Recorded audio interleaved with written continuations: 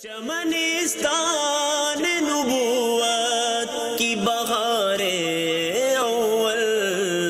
گلشن دی کے بنے پہلے گلے تر سے دی ابو بکر۔ الحمدللہ رب العالمین والصلاة والسلام علی خاتم النبیین، اما بعد فاعوذ باللہ من الشیطان الرجیم، بسم اللہ الرحمن الرحیم۔ الصلاة والسلام علیکہ یا رسول اللہ وعلی آلکہ واصحابکہ یا حبیب اللہ۔ الصلاة والسلام علیکہ یا نبی اللہ وعلی آلکہ واصحابکہ یا نور اللہ۔ نبی رحمت، شفیع امت، تاجدار رسالت، سراپا جود و سخاوت، شمع بزم ہدایت، مصطفیٰ جان رحمت صلی اللہ تعالی علیہ وسلم کا فرمان عالی شان ہے، جس نے صبح و شام مجھ پر 10 بار درود پاک پڑھے، اسے قیامت کے دن میری شفاعت ملے گی۔ صلو علی الحبیب صلی اللہ تعالی علی محمد صلی اللہ تعالی علیہ وآلہ وسلم۔ آج ہم پروگرام کر رہے ہیں مسلمانوں کے پہلے خلیفہ یعنی حضرت سیدنا صدیق اکبر رضی اللہ تعالی عنہ کے تعلق سے۔ آپ کو ایک روایت سناتا ہوں ابتداً، تاکہ اس روایت کو سن کر صدیق اکبر رضی اللہ تعالیٰ عنہ کی محبت دل میں بڑھے، ساتھ ہی صدیق اکبر رضی اللہ عنہ کا مقام و مرتبہ اور فضائل و کمالات بھی ہم جاننے میں کامیاب ہو جائیں۔ المستدرک للحاکم کی روایت ہے اور حدیث نمبر ہے 4413۔ حضرت سیدنا حبیب بن حبیب رضی اللہ عنہ کہتے ہیں، میں اس وقت دربار رسالت صلی اللہ علیہ وسلم میں حاضر تھا جب رسول اللہ صلی اللہ علیہ وسلم نے حضرت حسان بن ثابت رضی اللہ تعالی عنہ سے فرمایا، کیا تم نے ابو بکر صدیق کی تعریف میں بھی کوئی کلام لکھا ہے؟ اب ذرا دیکھیں، نبی پاک کے دربار کے جو شاعر ہیں ان سے نبی پاک فرما رہے ہیں، کیا تم نے ابو بکر صدیق رضی اللہ تعالیٰ عنہ کی شان میں بھی کوئی کلام لکھا ہے؟ تو حضرت حسان بن ثابت رضی اللہ تعالیٰ عنہ نے عرض کیا، جی ہاں یا رسول اللہ صلی اللہ علیہ وسلم۔ تو رسول اکرم صلی اللہ علیہ وسلم نے فرمایا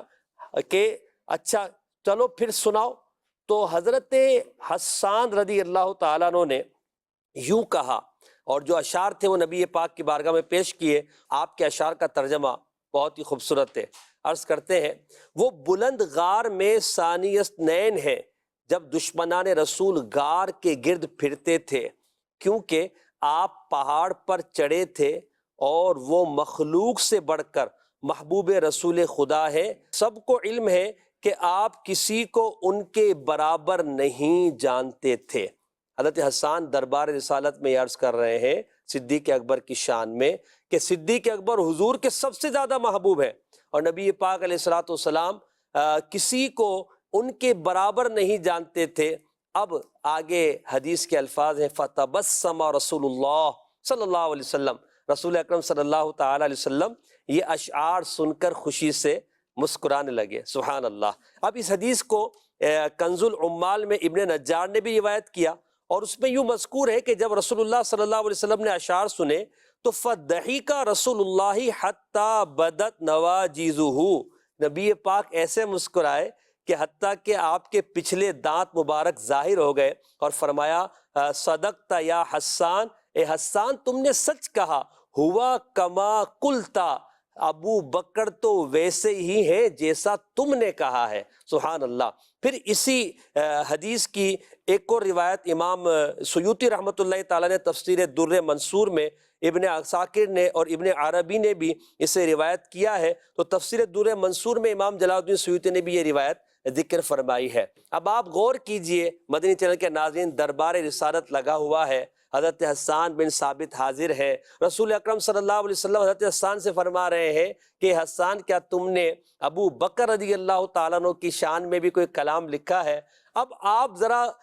تصور کیجئے کہ وہ کیسا منظر ہوگا کہ صحابہ کے درمیان حضور فرما رہے ہیں صدیق اکبر کی منقبت پڑھنے کو، صدیق اکبر کی شان بیان کرنے کو، اور دربار رسالت کے شاعر حضرت حسان نبی پاک کی بارگاہ میں جو عرض کر رہے ہیں، حضور اسے سن کر مسکرا رہے ہیں۔ اس میں حضرت صدیق اکبر کے فضائل بھی ہیں، کمالات بھی ہیں، اور ساتھ میں یہ بھی پتہ چلا کہ نبی پاک علیہ الصلوۃ والسلام کو سب سے زیادہ محبوب صدیق اکبر رضی اللہ تعالیٰ عنہ تھے، اور نبی پاک صلی اللہ تعالیٰ علیہ وسلم انہیں صحابہ کرام میں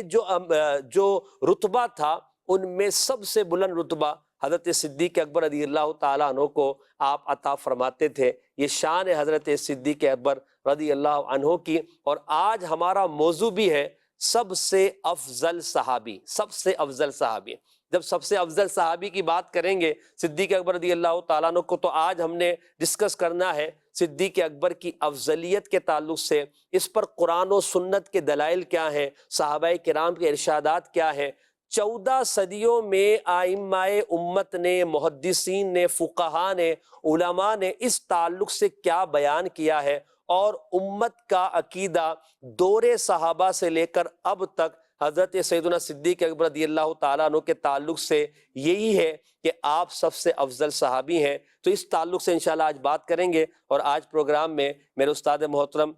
مفتی محمد جمیل عطاری مدنی دامت برکاتہ العالیہ تشریف فرما ہے، اور مبلغ دعوت اسلامی محمد راشد علی عطاری مدنی تشریف فرما ہے، مبلغ دعوت اسلامی مدنی رضا عطاری بھی تشریف فرما ہے۔ انشاءاللہ ہم مفتی صاحب سے اور راشد بھائی سے اس پر گفتگو کریں گے، مگر پہلے میں چاہوں گا کہ ابتدا میں ہم کلام کو بھی شامل کریں۔ آئیے کلام میں شامل ہو جاتے ہیں۔ صلو علی الحبیب صلی اللہ تعالی علی محمد صلی اللہ تعالی علیہ وآلہ وسلم۔ صلی اللہ علیہ یا رسول اللہ وسلم علیک یا حبیب اللہ۔ کچھ کرے اپنے یار کی باتیں، کچھ کرے اپنے یار کی باتیں، کچھ کرے اپنے یار کی باتیں، کچھ دل داغدار کی باتیں، کچھ کرے اپنے یار کی باتیں۔ ہم تو دل اپنا دے بیٹھے ہیں، ہم تو دل اپنا دے بیٹھے ہیں، ہم تو دل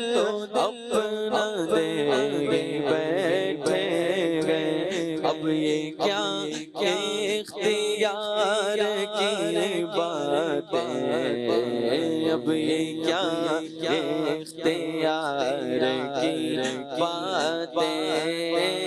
اب یہ کیا اختیار کی باتیں۔ میرے صدیق کا مہینہ ہے، میرے صدیق کا مہینہ ہے، میرے صدیق کا مہینہ ہے۔ چل کرے یار غار کی باتیں، چل کرے یار غار کی باتیں، چل کرے یار غار کی باتیں، کچھ کرے اپنے یار کی باتیں۔ ہے وفا اور فنائیت والی، ہے وفا اور فنائیت والی، ہے وفا اور فنائیت والی، یار غاروں مزار کی باتیں، یار غاروں مزار کی باتیں، یار غاروں مزار کی باتیں، کچھ کرے اپنے یار کی باتیں۔ وہ جانا کا حال مجھ کو سنا، کوئے جانا کا سنا ہے عبس لالا زار کی باتیں، ہے عبس لالا زار کی باتیں، کچھ کرے اپنے یار کی باتیں، پی کے جامے محبتیں جانا، پی کے جامے محبتیں جانا، پی کے جامے محبتیں جانا، اللہ اللہ خمار کی باتیں، اللہ اللہ خمار کی باتیں، مرنا جانا متاع دنیا پر، مرنا جانا متاع دنیا پر، مرنا جانا متاع دنیا پر، پر کے تو مالدار کی باتیں سن کے تو مالدار کی باتیں، اور ہر گھڑی مسجد میں رہ گئے اختر، ہر گھڑی مسجد میں رہ گئے اختر، ہر گھڑی مسجد میں، ہر گھڑی مسجد میں رہ گئے اختر، کیجیے اس دیار کی باتیں، کیجیے اس دیار کی باتیں، کچھ کرے اپنے یار کی باتیں، چل کرے یار غار کی باتیں ہے جی۔ تو ہم کرتے ہیں یار غار کی باتیں، یار مزار کی باتیں، مسلمانوں کے پہلے خلیفہ کی باتیں، اور انسانوں میں انبیاء کے بعد سب سے افضل شخصیت کی باتیں،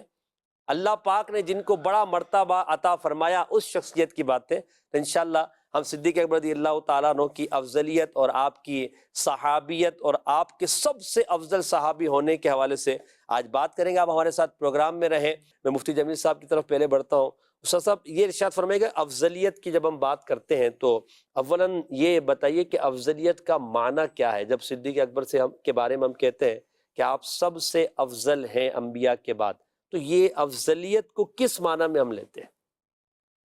بسم اللہ الرحمن الرحیم۔ افضلیت کا معنی یہ ہے کہ نبی کریم صلی اللہ تعالیٰ علیہ وآلہ وسلم کی امت میں جو صحابہ کرام علیہم رضوان کے درجات میں، طبقات میں جو سب سے افضل، وہ حضرت ابو بکر صدیق رضی اللہ تعالیٰ عنہ کی ہستی ہے۔ سبحان اللہ۔ تو ان کی افضلیت کا معنی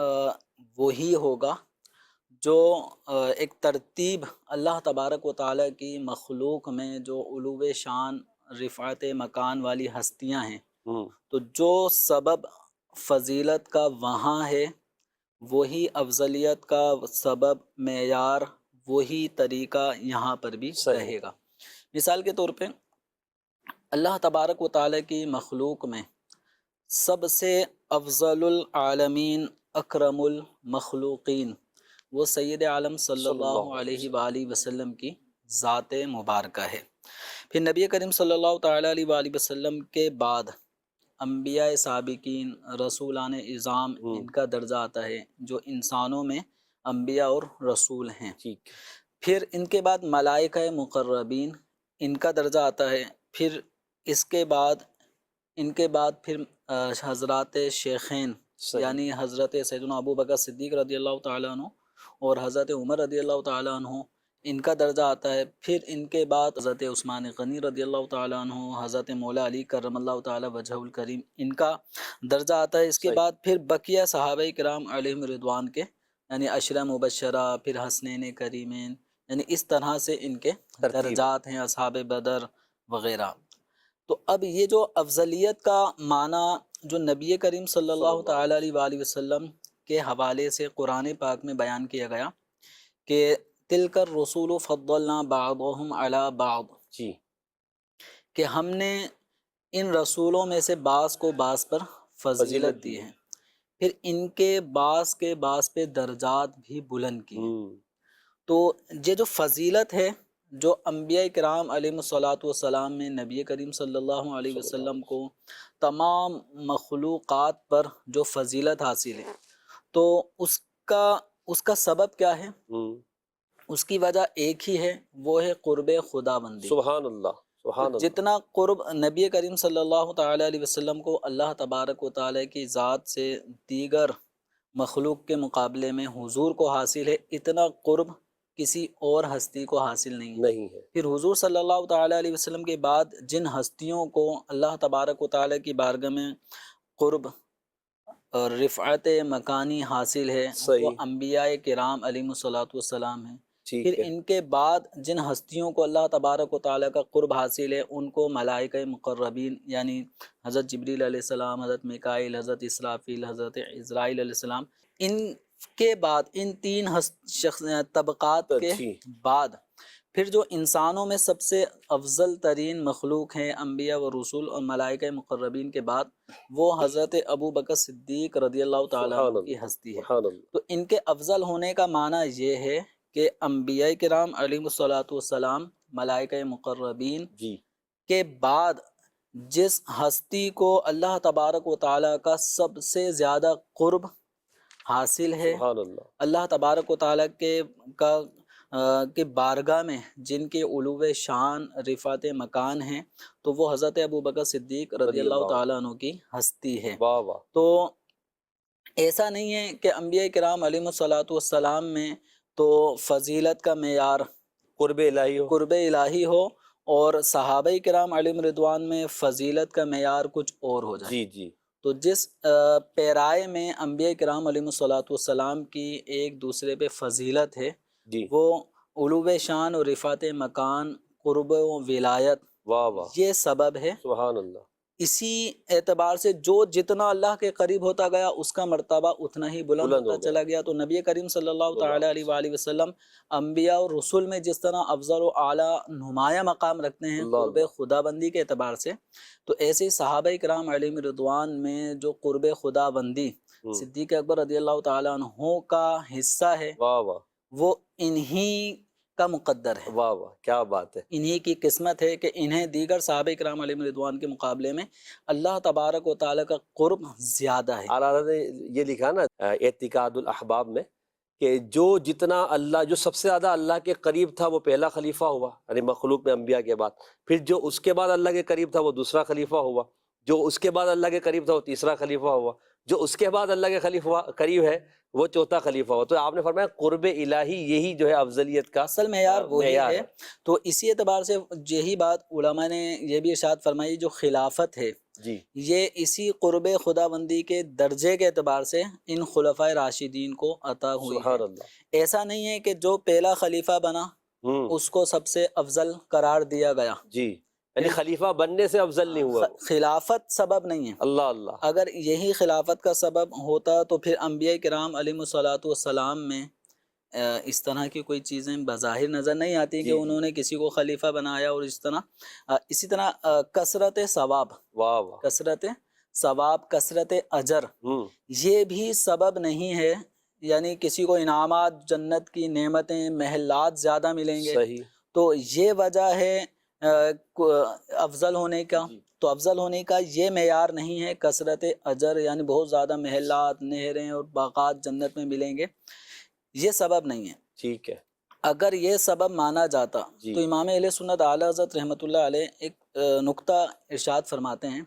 کہ کثرت اجر و ثواب اگر یہ باعث ہوتا افضلیت کا تو پھر ملائکہ مقربین یہ اہل ثواب نہیں ہیں۔ اللہ اللہ اللہ، اس اعتبار سے صحیح بھئی، دنیا میں ایک آدمی نے اللہ تبارک و تعالی کی عبادت کی، گناہوں سے بچا، جنت کا حقدار بنا، تو اس نے کچھ نیک اعمال کیے جس کی جزا اور اجر و ثواب اس کو جنت کی صورت میں، نعمتوں کی صورت میں ملے گی۔ تو اگر یہ سبب ہوتا تو ملائکہ مقربین جو صدیق اکبر رضی اللہ تعالیٰ عنہ سے بھی افضل ہوئے، صحیح، تو ملائکہ کو کیا نعمت ملے گی، کیا اجر ملے گا، اللہ کیا ان کے محلات ہوں گے، کیا ان کے آخرت میں کیا معاملات ہوں گے، ان کا جو سبب ہے، فضیلت ہے، وہ قرب خدا بندی ہے. واہ ان واہ، کو اللہ تبارک و تعالیٰ کی ایسی نزدیکی اور قرب حاصل ہے، ہائے ہائے، تو وہ ان کا باعث فضیلت کیا بنا. بات ہے. تو ایسے ہی حضرات صحابہ کرام علیہم رضوان میں ہم جو فضیلت کے جو وجہ مانتے ہیں وہ ہے اللہ تبارک و تعالیٰ کی بارگاہ میں قریب ہو. قریب ہونا. اچھا، اسی طریقے سے اس کو علماء نے ایک مثال سے بھی صحیح. سمجھایا ہے بلا تشبیہ و تمثیل، کہ اگر کوئی بادشاہ ہو جی اور وہ کسی مہم پر اپنے وزیر کو اور چند افسران کو بھیجے کہ یہ کام نمٹا کر آئیں. اب وہ کام بڑی شان شوکت کے ساتھ پائے تکمیل تک پہنچتا ہے، بادشاہ خوش ہوتا ہے. صحیح. خوش ہونے کے بعد بادشاہ اپنے وزیر کو اپنے قرب خاص میں بلا لیتا ہے اور اس کو جو بھی قرب سے نوازتا ہے، اس کی حوصلہ افزائی کرتا ہے. اور جو افسران گئے تھے، سپاہی گئے تھے، ان کے درمیان وہ روپے، پیسے، درہم، دینار تقسیم کر دیتا ہے، ہیرے جواہرات تقسیم کر دیتا ہے. بظاہر وزیر کو نہ ہار ملا، نہ درہم دینار ملے، لیکن بادشاہ کی نظر میں مقام و مرتبہ افسران کے مقابلے میں وزیر ہی کا زیادہ ہے. وزیر کو یہ ہیرے جواہرات کے تھال نہیں دیے گئے. تو بلا تشبیہ و تمثیل، جس طرح یہاں بادشاہ کی نظر میں وزیر کا مقام و مرتبہ ہے، یہ دیگر افسران پر فائق ہے، فضیلت رکھتا ہے. بظاہر اس کو انعامات نہیں ملے، لیکن بادشاہ کا قرب ہی اس کے لیے کافی. واہ واہ واہ، کیا بات ہے. اسی طریقے سے اللہ تبارک و تعالیٰ کے جو بندے ہیں، ان بندوں میں اللہ تبارک و تعالیٰ کی بارگاہ میں وہ نیک اعمال کے ذریعے سے اجر و ثواب کے حقدار ہوتے ہیں، جنتی نعمتوں کے حقدار ہوتے ہیں. تو بظاہر ان کے ثواب کا درجہ بعض اوقات مقدار کے اعتبار سے بڑھ جاتا ہے، کوانٹٹی زیادہ ہوتی ہے. جیسے ایک حدیث مبارکہ میں نبی کریم صلی اللہ علیہ وسلم نے حضرت امام مہدی رضی اللہ تعالیٰ عنہ جو قرب قیامت تشریف لائیں گے، ان کے رفقا کے بارے میں فرمایا کہ ان کا جو اجر و ثواب ہے یہ 50 گنا ہوگا. اللہ، یعنی ان کا عمل ایک ہوگا لیکن وہ اجر و ثواب میں 50. تو انہوں نے کہا کہ صحابہ کرام علیہم رضوان نے عرض کی کہ وہ جو 50 کی مقدار ان کو درجہ زیادہ ثواب دیا جائے گا، تو وہ انہی کے دور کے لوگوں کا اعتبار کر کے یا ہم یعنی صحابہ سے بھی ہے. تو نبی کریم صلی اللہ علیہ وسلم نے فرمایا تمہارے اعتبار سے جو اجر و ثواب بنے گا یہ ان کے ایک عمل پہ 50 گنا ان کو اجر و ثواب ملے گا. اب یہاں دیکھیں کہ مثال کے طور پہ اگر ایک صحابی 2 رکعت نماز پڑھیں اور امام مہدی رضی اللہ تعالی عنہ کے ساتھ رہنے والے وہ 2 رکعت پڑھیں، اجر و ثواب میں کوانٹٹی مقدار میں ان کو 50 گنا زیادہ ثواب مل رہا ہے، لیکن فضیلت میں، مقام و مرتبے میں صحابہ کرام علیہم رضوان کا درجہ سبحان اللہ. کیا تو یہاں پر جو افضلیت کا معیار ہے وہ یہ نہیں ہے کہ جنت میں ان کے بہت زیادہ محلات ہوں گے اور ان کے کم ہوں گے، ایسا نہیں ہے. صحیح. بلکہ یہاں پہ افضلیت کا مطلب یہ ہے کہ اللہ تبارک و تعالیٰ کا قرب جو ہماری پیدائش کا جو اصل ایک مقصد بھی ہے کہ وما خلقت الجن والانس الا لیعبدون، کہ ہمیں جنات انسان کو جو پیدا کیا گیا وہ اللہ تعالیٰ کی عبادت، اس کی معرفت کے حصول کے لیے. جب معرفت حاصل ہوتی ہے تو پھر قرب خدا بندی کی طرف بندہ جا رہا ہوتا ہے. تو اصل مقصد ہے قرب خدا بندی. تو یہ جس کو جتنا زیادہ نصیب ہوگا وہ اتنا ہی زیادہ افضل و اعلیٰ کہلائے گا. تو صدیق اکبر رضی اللہ تعالیٰ عنہ کا یا خلفۂ راشدین کا دیگر صحابہ کے مقابلے میں جو افضلیت ہے وہ قرب خدا بندی کے اعتبار سے ہے. تو سب سے زیادہ قرب صحابہ کرام علیہم رضوان میں وہ صدیق اکبر رضی اللہ عنہ کو حاصل ہے. سبحان اللہ. پھر ان کے بعد حضرت عمر رضی اللہ عنہ کو، پھر حضرت سیدنا عثمان غنی رضی اللہ تعالیٰ عنہ کو، پھر مولا علی کرم اللہ تعالیٰ وجہ الکریم کو، اور پھر دیگر صحابہ مبشرہ اور دیگر جو حسنین کریمین حضرت فاطمۃ الزہرا رضی اللہ تعالیٰ عنہ ازواج مطہرات کو حاصل. ماشاءاللہ ماشاءاللہ. یہاں آپ نے گفتگو میں مفتی صاحب نے فرمایا کہ ولایت کے اعتبار سے، یعنی قرب الہی اور ولایت کے اعتبار سے بھی ایک بڑا مرتبہ جو جس کا زیادہ ہے وہی جو ہے صدیق اکبر رضی اللہ تعالیٰ عنہ کا مرتبہ ہے. تو اب جیسے قرب الہی کا ہم یہ افضلیت کا معیار قرب الہی، تو خلافت بھی ایک فضیلت ہے اور ولایت بھی ایک فضیلت ہے. تو ولایت کے اعتبار سے بھی حضرت سیدنا صدیق اکبر جو سب سے افضل صحابی ہیں، تو سب سے افضل ولی امت کے ہیں، سب سے زیادہ اللہ کا قرب پانے والے، ولایت پانے والے، اللہ کے معرفت پانے والے، تو ولایت میں بھی حضرت صدیق اکبر رضی اللہ تعالیٰ عنہ ہی کا پہلا نمبر ہے۔ بسم اللہ الرحمن الرحیم۔ بڑا بظاہر پیچیدہ سا سوال ہے، لیکن انشاءاللہ میں بزرگوں کی عبارات کی روشنی میں اس کا جواب عرض کرتا ہوں، کیونکہ اس حوالے سے بعض اوقات مغالطہ بھی ہوتا ہے یا مغالطہ دینے کی کوشش بھی کی جاتی ہے۔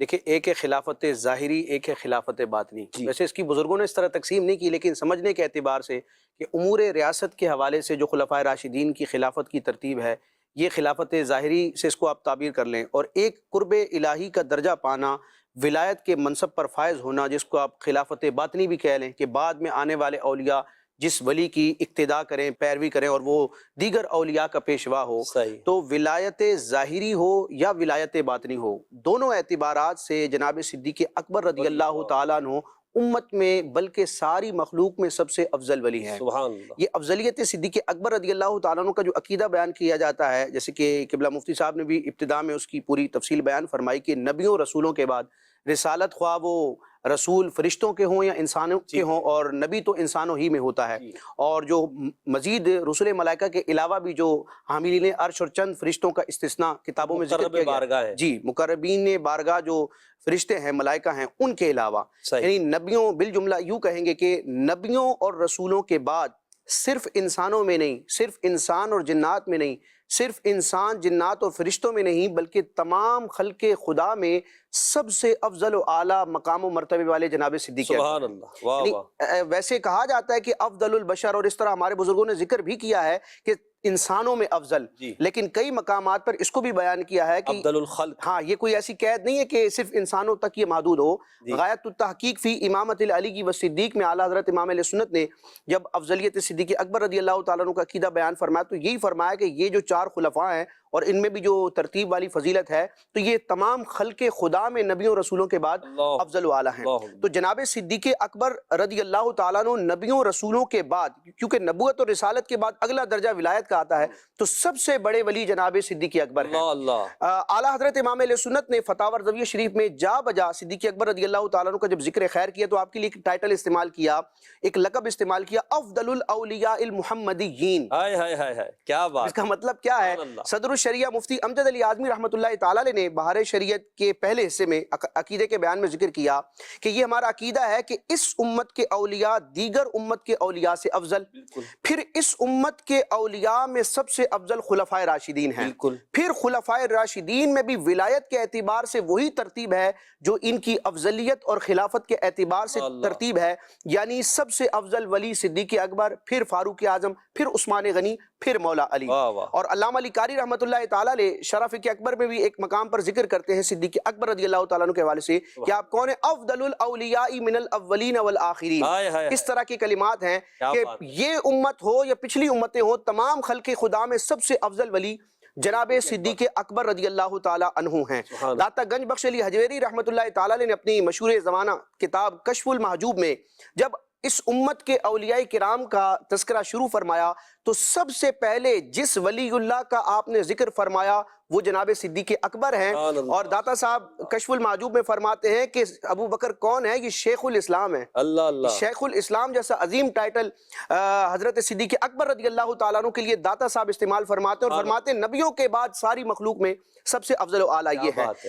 یہ تو ایک طے شدہ امر ہے کہ ولایت میں بھی سب سے بڑا مقام و مرتبہ جناب صدیق اکبر کا ہے، لیکن پھر رب تبارک و تعالیٰ اور اس کے محبوب علیہ السلام کی جو تقسیم ہے اس کے حوالے سے ہم دیکھتے ہیں تو اعلیٰ حضرت امام علیہ سنت نے بھی بیان فرمایا، اور بالخصوص صدر الشریعہ نے بہار شریعت میں اسی مقام پر ذکر کیا کہ یہ تو ولایت کے اعتبار سے افضلیت کا معاملہ ہے، لیکن نبی کریم علیہ السلام نے اپنے کس صحابی کو کس نعمت سے نوازا یہ حضور علیہ السلام کے اختیار میں ہے، اللہ تعالیٰ نے آپ کو اختیار دیا ہے۔ تو جو نبوت کے کمالات تھے، نبوت کے کمالات میں نبی کریم علیہ السلام نے، یعنی نبوت کا جو گویا کہ فیض آ رہا تھا،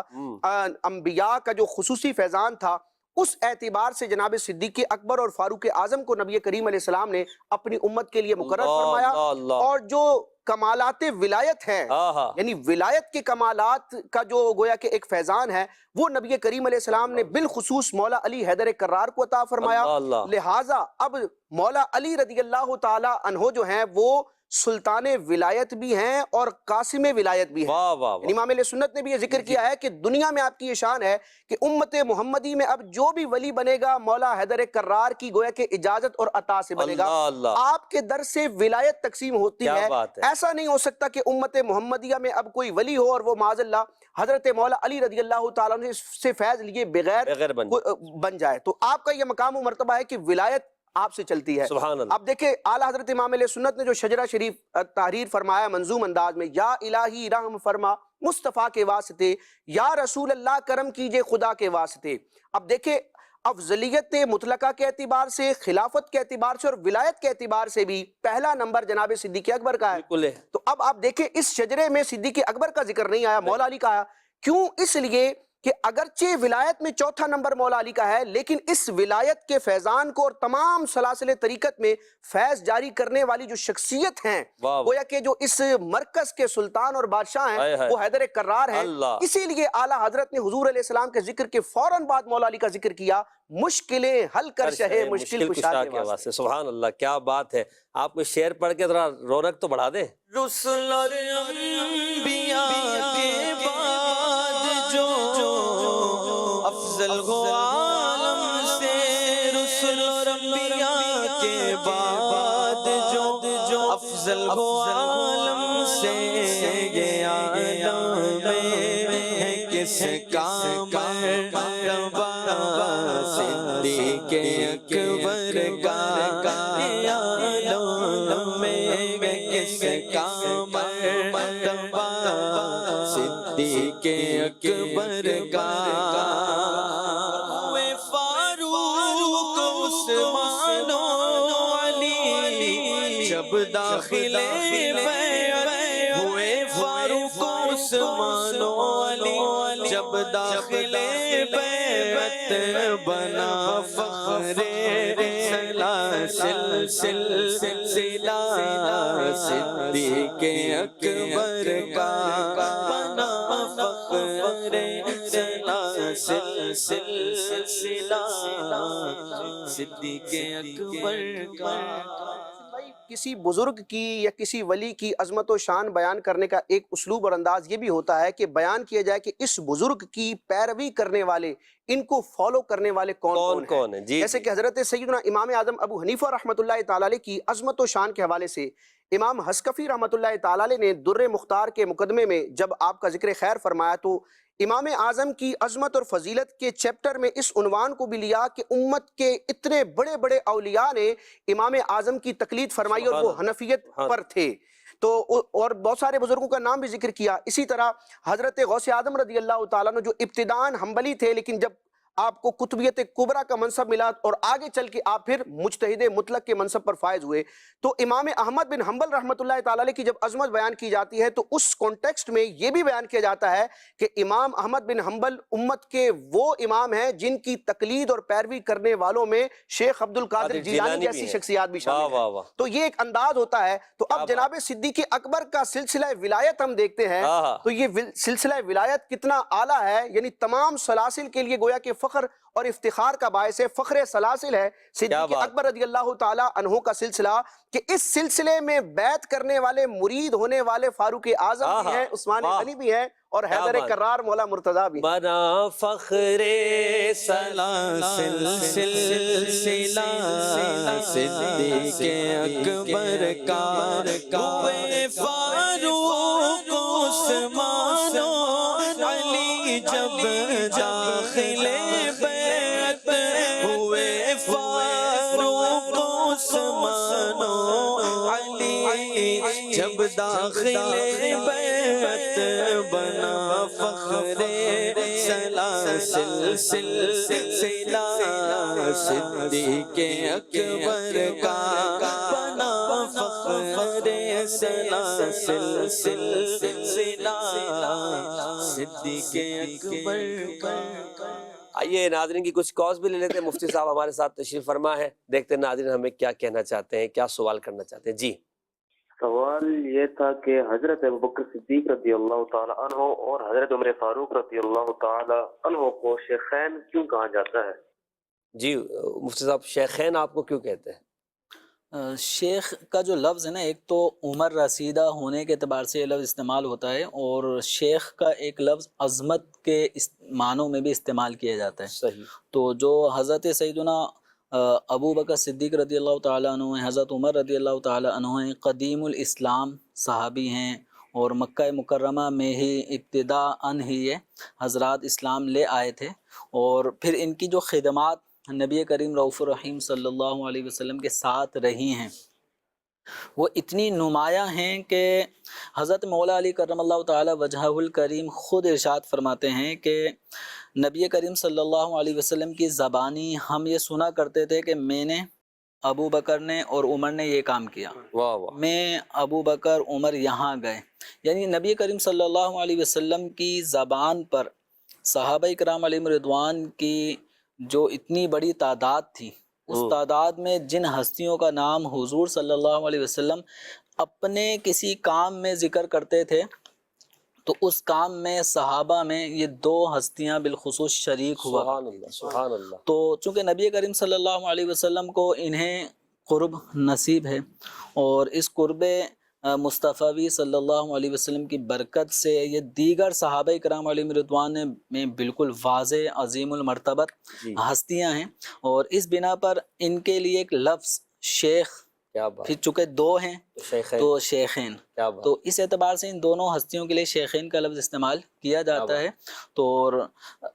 اور یہ بزرگ ہستیاں، جی دو بزرگ صحابہ کرام علیہ رضوان میں دو بزرگ ہستیاں مرتبے والے. اب اس میں دیکھیں تو مرتبے کے اعتبار سے بھی سرکار دو عالم صلی اللہ علیہ وسلم کے قرب و منزلت بھی انہیں بہت زیادہ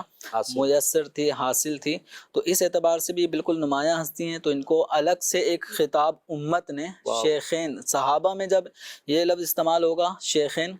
تو یہ حضرت ابو بکر صدیق رضی اللہ عنہ اور حضرت عمر رضی اللہ عنہ کے لیے استعمال ہوگا. اور اگر یہ لفظ شیخین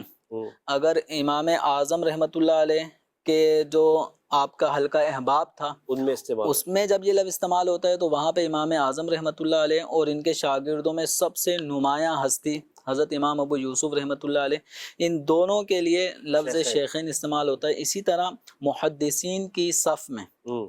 جب اسی لفظ کو ہم دیکھتے ہیں تو یہ حضرت امام بخاری رحمۃ اللہ تعالی علیہ اور امام مسلم رحمۃ اللہ علیہ، ان دونوں کو محدثین میں بہت نمایاں مقام حاصل ہے. تو اس اعتبار سے ان کو بھی شیخین فی الحدیث کہا جاتا ہے. ایک حدیث میں یوں بھی ہے کہ نبی کریم علیہ السلام نے فرمایا کہ میں ایمان لایا، ابو بکر لایا اور عمر لے کر آئے. اور صحیح بخاری کی وہ روایت ہے، اس میں حضرت عمر حضرت صدیق اکبر رضی اللہ تعالیٰ کا آپس میں کچھ ہلکا سا تنازع ہو گیا. صدیق اکبر رضی اللہ تعالیٰ نبی پاک کی بارگاہ میں حاضر ہوئے اور بڑی تیزی سے آئے. نبی پاک نے آپ کے چہرے کو دیکھا تو فرمایا، جو ساتھ بیٹھے ہوئے ان سے کہا کہ تمہارے جو یہ شیخ ہیں ان کے چہرے پر پریشانی کے آثار لگ رہے، ایسا لگتا ہے انہیں کسی نے کچھ پریشان کیا ہے. تو جب وہ نبی پاک کی بارگاہ میں آئے تو عرض کیا کہ یا رسول اللہ، عمر رضی اللہ عنہ سے میرا کچھ ہوا، اس میں غلطی میری تھی، میری ہی غلطی تھی، مگر یا رسول اللہ کچھ ہو گیا ہے. اب حضرت عمر رضی اللہ تعالیٰ عنہ کو بھی بعد میں بڑا احساس ہوا اس کا، وہ ڈھونڈتے ہوئے نبی پاک کی بارگاہ میں حاضر ہوئے تو رسول اللہ صلی اللہ علیہ وسلم نے جلال کا اظہار فرمایا. تو صدیق اکبر رضی اللہ عنہ نے جب جلال دیکھا تو اپنے مبارک سر کو جھکا لیا اتنا، اور وہ بالکل جھک کر حضور کی بارگاہ میں بیٹھ کر عرض کرنے لگے یا رسول اللہ غلطی میری ہی تھی. تو نبی پاک علیہ السلام کے جو الفاظ ہیں وہ یہ ہے، کیا تم میرے دوست کو میری وجہ سے نہیں چھوڑ سکتے؟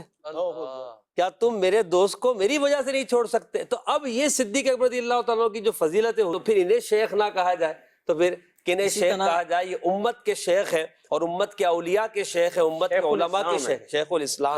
قدیم الاسلام ہے. نبی کریم صلی اللہ تعالی علیہ وآلہ وسلم جس طرح جو واقعہ آپ ذکر کر رہے ہیں، کیا تم میری خاطر میرے دوست کو چھوڑ نہیں سکتے؟ تو یعنی ایک عفو درگزر، ایک ہوتا ہے کسی کی پکڑ کرنا،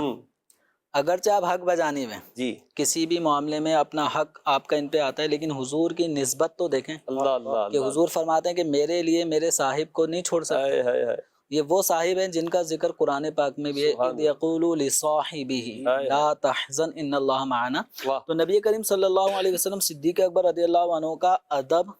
احترام اپنی امت پر کس طرح واضح کرتے ہیں. ایک موقع پر ابن عساکر کی یہ روایت ہے کہ حضرت سیدنا ابو درداء رضی اللہ تعالی عنہ اس روایت کو بیان کرتے ہیں کہ نبی کریم صلی اللہ تعالی علیہ وآلہ وسلم نے مجھے دیکھا اس حال میں کہ میں جب گلی محلے میں لوگ چلتے ہیں تو کوئی کسی سے آگے ہوگا، کوئی کسی سے پیچھے ہوگا. تو کہتے ہیں کہ رسول اکرم صلی اللہ علیہ وسلم نے مجھے دیکھا وانا امشی امام ابی بکر، لیکن چال چلتے ہوئے وہ معاملہ لوکیشن یوں تھی کہ میں آگے جا رہا تھا اور صدیق اکبر رضی اللہ تعالیٰ عنہ میرے پیچھے تھے. تو نبی کریم صلی اللہ تعالیٰ علیہ وآلہ وسلم نے فرمایا یا ابا دردہ اتمشی امام من ہوا خیر منک فی الدنیا والآخرہ. واہ. اے ابو دردہ،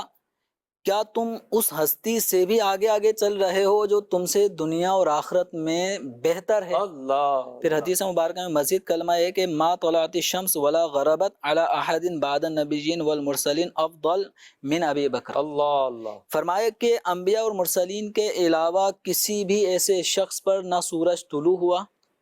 نہ غروب ہوا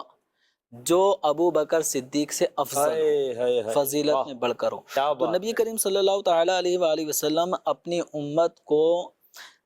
حفظ مراتب سکھا رہے ہیں، سبحان اللہ، تعلیم فرما رہے ہیں. حضرت ابو دردہ رضی اللہ تعالیٰ عنہ یقیناً یہ صحابی افضل و اعلیٰ مقام، لیکن چونکہ صدیق اکبر رضی اللہ تعالیٰ عنہ حضور صلی اللہ علیہ وسلم کی نظر میں فضیلت والے زیادہ ہیں جی. تو اس فضیلت کے پیش نظر حضرت سیدنا ابو دردہ رضی اللہ تعالی عنہ کو توجہ دلائی جا رہی ہے کہ تم اپنے سے بہتر کے آگے چل رہے ہو. تو اب یہاں اس حدیث مبارکہ میں حضور نے صدیق اکبر رضی اللہ عنہ کی فضیلت اور آپ کی افضلیت کو کیسے بیان کیا کہ سورج نہ طلوع ہوا نہ غروب ہوا صدیق اکبر سے بہتر کسی شخص پر انبیاء و مرسلین کے بعد. تو اب سورج نے تو طلوع ہونا ہے، اس کو کوئی روک نہیں سکتا. صحیح بات ہے. غروب ہونا ہے، کوئی اس کو روک نہیں سکتا. گویا کہ صبح و شام آتے رہیں گے، قیامت تک سورج طلوع ہوتا رہے گا، غروب ہوتا رہے گا. انبیاء اور مرسلین کے بعد جس ہستی پہ سورج نے طلوع غروب ہونا ہے وہ ہستی صدیق اکبر رضی اللہ عنہ سے نہیں. واہ واہ واہ. اولین و سابقین اصحاب میں، اولین و سابقین اصحاب میں، مبتدا مقتدا سے دیکھ گئے، مبتدا مقتدا سے دیکھ گئے. مصطفیٰ کے بعد امت کے لیے، مصطفیٰ کے بعد امت کے لیے سب سے پہلے راہنما سے دیکھ گئے، سب سے پہلے راہنما سے دیکھ گئے، رازدار مصطفیٰ سے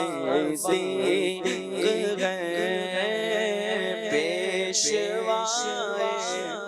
مرتضیٰ صدیق گئے.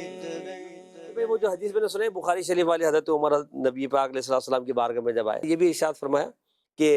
جب تم مجھے جھٹلاتے تھے اس وقت ابو بکر نے میرا یقین کیا، مجھے سچا کہا. تو حضرت صدیق اکبر کی یہ فضیلت بھی حضور بیان فرما رہے ہیں کہ جب کوئی جو ہے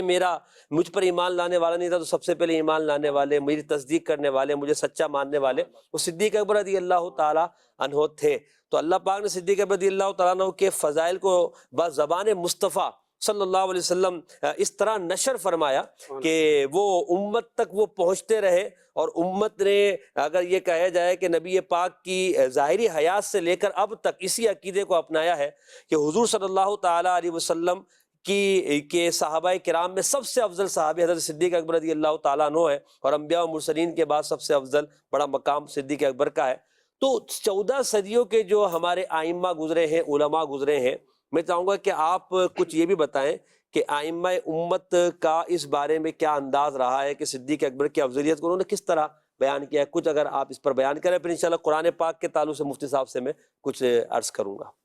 جی محسن بھائی، تفضیل شیخین یعنی جناب صدیق اکبر رضی اللہ تعالیٰ عنہ اور فاروق اعظم رضی اللہ تعالیٰ عنہ،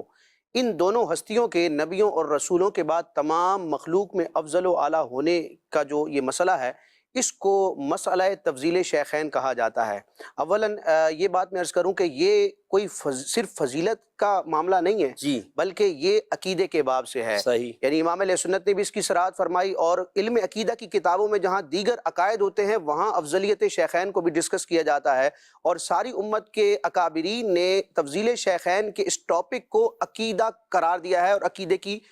صورت میں اس کو بیان فرمایا۔ صحیح، اور ہم مختلف کتابیں دیکھتے ہیں، وہ تفسیر کی ہوں، حدیث کی ہوں، تصوف کی ہوں، عقیدے کی ہوں، فقہ کے مسائل میں اگر اس طرح کا کوئی مسئلہ آتا ہے تو اس مسئلے کو، یعنی صدیق اکبر اور فاروق اعظم کے نبیوں اور رسولوں کے بعد تمام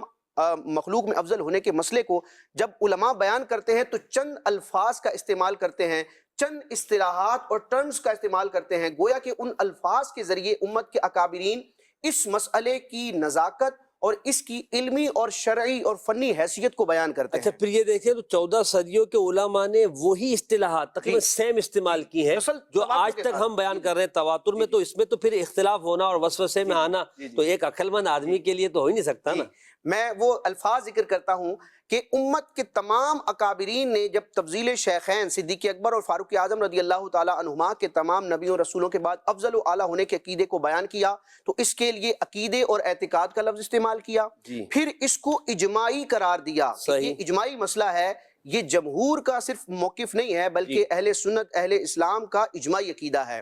پھر اس کے بعد ذکر کیا کہ یہ کوئی ظنی مسئلہ نہیں ہے، یہ قطعیت کے درجے میں ہے، یہ مسئلہ قطعی ہے۔ اسی طرح پھر ایک اور لفظ استعمال ہوا متفق علیہ، یعنی امت کے کچھ ایسے مسائل ہیں فقہ کے حوالے سے یا اعتقادات کے حوالے سے کہ جس میں بعض علماء قیل و قال کرتے ہیں، لیکن تفضیل شیخین کا مسئلہ ساری امت کے علماء کا، تمام اہل سنت کا متفق علیہ مسئلہ ہے، اور پھر مسلم کا لفظ استعمال ہوتا ہے کہ یہ تسلیم شدہ اور طے شدہ امر ہے۔ میں چند حوالے آپ کے سامنے پیش کرتا ہوں کہ امت کے بڑے بڑے اکابرین، یعنی یہ ایسی ہستیاں ہیں کہ یہ اپنے زمانے کے تقریباً تمام علماء کی ترجمانی کرنے والے ہیں کہ وہ بھی اپنی کتابوں میں صدیق اکبر رضی اللہ تعالیٰ عنہ کی افضلیت کے مسئلے کو یا اجماعی کہیں گے یا قطعی کہیں گے یا اس کو متفق علیہ کہیں گے یا اس کو مسلمہ کائنات کی حقیقت کہیں گے۔ اگر کہیں لفظ جمہور استعمال بھی ہوا ہے تو وہاں بھی مراد یہی ہے، یعنی امت کی جو غالب اکثریت ہے وہ اس کو تصور کرتی ہے۔ جی میں ایک حوالہ پیش کروں گا آپ کے سامنے، حافظ الشان امام ابن حجر عسقلانی رحمۃ اللہ تعالیٰ علیہ، شارح بخاری ہیں، فتح الباری میں امام ابن حجر عسقلانی رحمۃ اللہ تعالیٰ علیہ امام شافعی رحمۃ اللہ تعالیٰ علیہ کا فرمان کوٹ کرتے ہیں، آپ فرماتے ہیں امام شافعی نے ذکر فرمایا کہ اجمع الصحابۃ واتباعهم علی افضلیت ابی بکر ثم عمر ثم عثمان ثم علی، کہ صحابہ کرام اور ان کی جو پیروی کرنے والے تابعین تبع تابعین ہیں، صحابہ و تابعین کا اس بات پر اجماع ہے کہ صدیق اکبر سب سے افضل، پھر فاروق اعظم، پھر عثمان غنی، پھر مولا علی۔ امت کے ایک بہت بڑے امام جو شارح مسلم کہلاتے ہیں امام نووی رحمۃ اللہ تعالیٰ علیہ، آپ کی عربی زبان میں صحیح مسلم شریف کی شرح ہے جس کو شرح نووی بھی کہا جاتا ہے، لیکن اس کا اصل نام المنہاج ہے۔ تو المنہاج میں امام نووی رحمۃ اللہ تعالیٰ علیہ اسی حقیقت کو بیان فرماتے ہیں کہ اتفق اہل السنتی علی ان افضلہم ابو بکر ثم عمر، کہ اہل سنت کا اس بات پر اتفاق ہے کہ صحابہ میں سب سے افضل صدیق ہیں۔ ہم ایک اور امام کو دیکھتے ہیں جو شارح بخاری ہیں، امام احمد قسطلانی رحمۃ اللہ تعالیٰ علیہ، انہوں نے بخاری شریف کی بھی شرح تحریر کی ہے ارشاد الساری کے نام سے۔ بخاری کی شرح ارشاد الساری میں امام احمد قسطلانی رحمۃ اللہ تعالیٰ علیہ اس مسئلے کو بیان فرماتے ہیں کہ الافضل بعد الانبیاء ابو بکر، کہ نبیوں کے بعد سب سے افضل جناب صدیق اکبر ہیں، وقد اطبق السلف علی انہ افضل الامہ، اور امت کے تمام اسلاف نے اس بات پر اتفاق کیا ہے کہ امت کی افضل شخصیت یہ جناب صدیق اکبر ہے۔ پھر ہم دیکھتے ہیں امام جلال الدین سیوطی شافعی رحمۃ اللہ تعالیٰ علیہ، آپ کی ایک شاندار تصنیف ہے تاریخ الخلفاء، اس میں آپ نے جب اس عقیدے کو بیان فرمایا اجمع اہل السنت علی ان افضل الناس بعد رسول اللہ صلی اللہ علیہ وسلم ابو بکر ثم عمر ثم عثمان ثم علی، کہ نبی کریم علیہ الصلوۃ والسلام کے بعد تمام لوگوں میں سب سے افضل صدیق اکبر، پھر فاروق اعظم، پھر عثمان غنی، پھر مولا علی، اس پر اہل سنت کا اجماع ہے۔ ایک اور امت کے بڑے امام ہیں امام ابن حجر حیثمی مکی رحمۃ اللہ تعالیٰ علیہ، ان کا ایک شاندار سوالات جوابات پر مشتمل ایک مجموعہ ہے فتاوی حدیثیہ، اس میں آپ بیان کرتے ہیں کہ اجمع اہل السنتی من الصحابۃ والتابعین ومن بعدهم علی ان افضل الصحابۃ علی الاطلاق ابو بکر ثم عمر، کہ صحابہ، تابعین اور ان کے بعد آنے والے تمام اہل سنت کا اس بات پر عقیدے پر اجماع ہے کہ علی الاطلاق تمام صحابہ میں سب سے افضل صدیق اکبر پھر فاروق اعظم۔ علامہ علی قاری،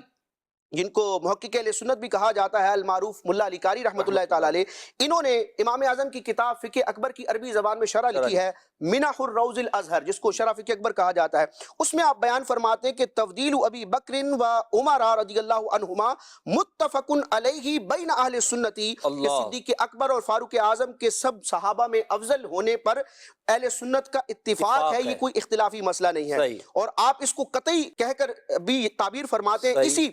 شرح فقہ اکبر میں ملا علی قاری فرماتے ہیں والذی اعتقدہ، وہ بات جس کو میں بطور عقیدہ اختیار کرتا ہوں، وفی دین اللہ اعتمد، اور اللہ تعالیٰ کے دین میں جس بات پر میں اعتماد کرتا ہوں وہ یہ ہے کہ ان تفضیل ابی بکر رضی اللہ عنہ قطعی، کہ صدیق اکبر رضی اللہ تعالیٰ عنہ کی افضلیت کا مسئلہ کوئی ظنی نہیں ہے بلکہ یہ قطعی مسئلہ ہے۔ سبحان اللہ سبحان اللہ۔ اعلیٰ حضرت رحمۃ اللہ تعالیٰ علیہ نے، آپ نے تو ماشاءاللہ عربی عبارتیں پڑھی، تو سید اعلیٰ حضرت رحمۃ اللہ تعالیٰ علیہ کی عبارت سے بھی کچھ عرض کرتا ہوں۔ اعلیٰ حضرت فرماتے ہیں اب اہل سنت نے ان احادیث و آثار میں جو نگاہ غور کو کام فرمایا، پیچھے آپ نے احادیث بیان کی ہے، فرماتے ہیں جو نگاہ غور کو کام فرمایا تو تفضیل شیخین کی سدھا تصریحیں علی الاطلاق پائیں، کہیں جہت و حیثیت کی قید نہ دیکھی کہ یہ صرف فلاں حیثیت سے افضل ہے اور دوسری حیثیت سے دوسروں کو افضلیت ہے، لہٰذا انہوں نے یعنی اہل سنت نے عقیدہ کر لیا کہ گو فضائل خاصہ و خصائص فاضلہ حضرت مولا رضی اللہ عنہ اور ان کے غیر کو بھی ایسے حاصل جو شیخین نے نہ پائے، جیسے کہ اس کا عکس بھی صادق ہے، مگر فضل مطلق کلی، یہ الفاظ اعلیٰ حضرت کے، فضل مطلق کلی جو کثرت ثواب و زیادت قرب رب الارباب سے عبارت ہے، یعنی اسے بیان کیا جاتا ہے کثرت ثواب، زیادت ثواب، اللہ تعالیٰ کا قرب سب سے زیادہ ہونا، اس سے جو عبارت ہے وہ انہی کو عطا ہوا، یعنی شیخین کو عطا ہوا، صدیق اکبر و فاروق اعظم کو، اور اس عقیدے کا خلاف اول تو کسی حدیث صحیح میں ہے ہی نہیں، اور جو بالفرض کہیں بوئے خلاف پائی، یعنی کوئی اختلاف کی ایسی ہلکی سے آپ کو لگا بھی پڑھنے والے کو، تو سمجھ لے کہ یہ ہماری فہم کا قصور ہے، ورنہ رسول اللہ صلی اللہ علیہ وسلم اور خود حضرت مولا علی و اہل بیت کرام کیوں بلا تقیید انہیں یعنی حضرت ابو بکر و عمر کو افضل و خیر امت و سردار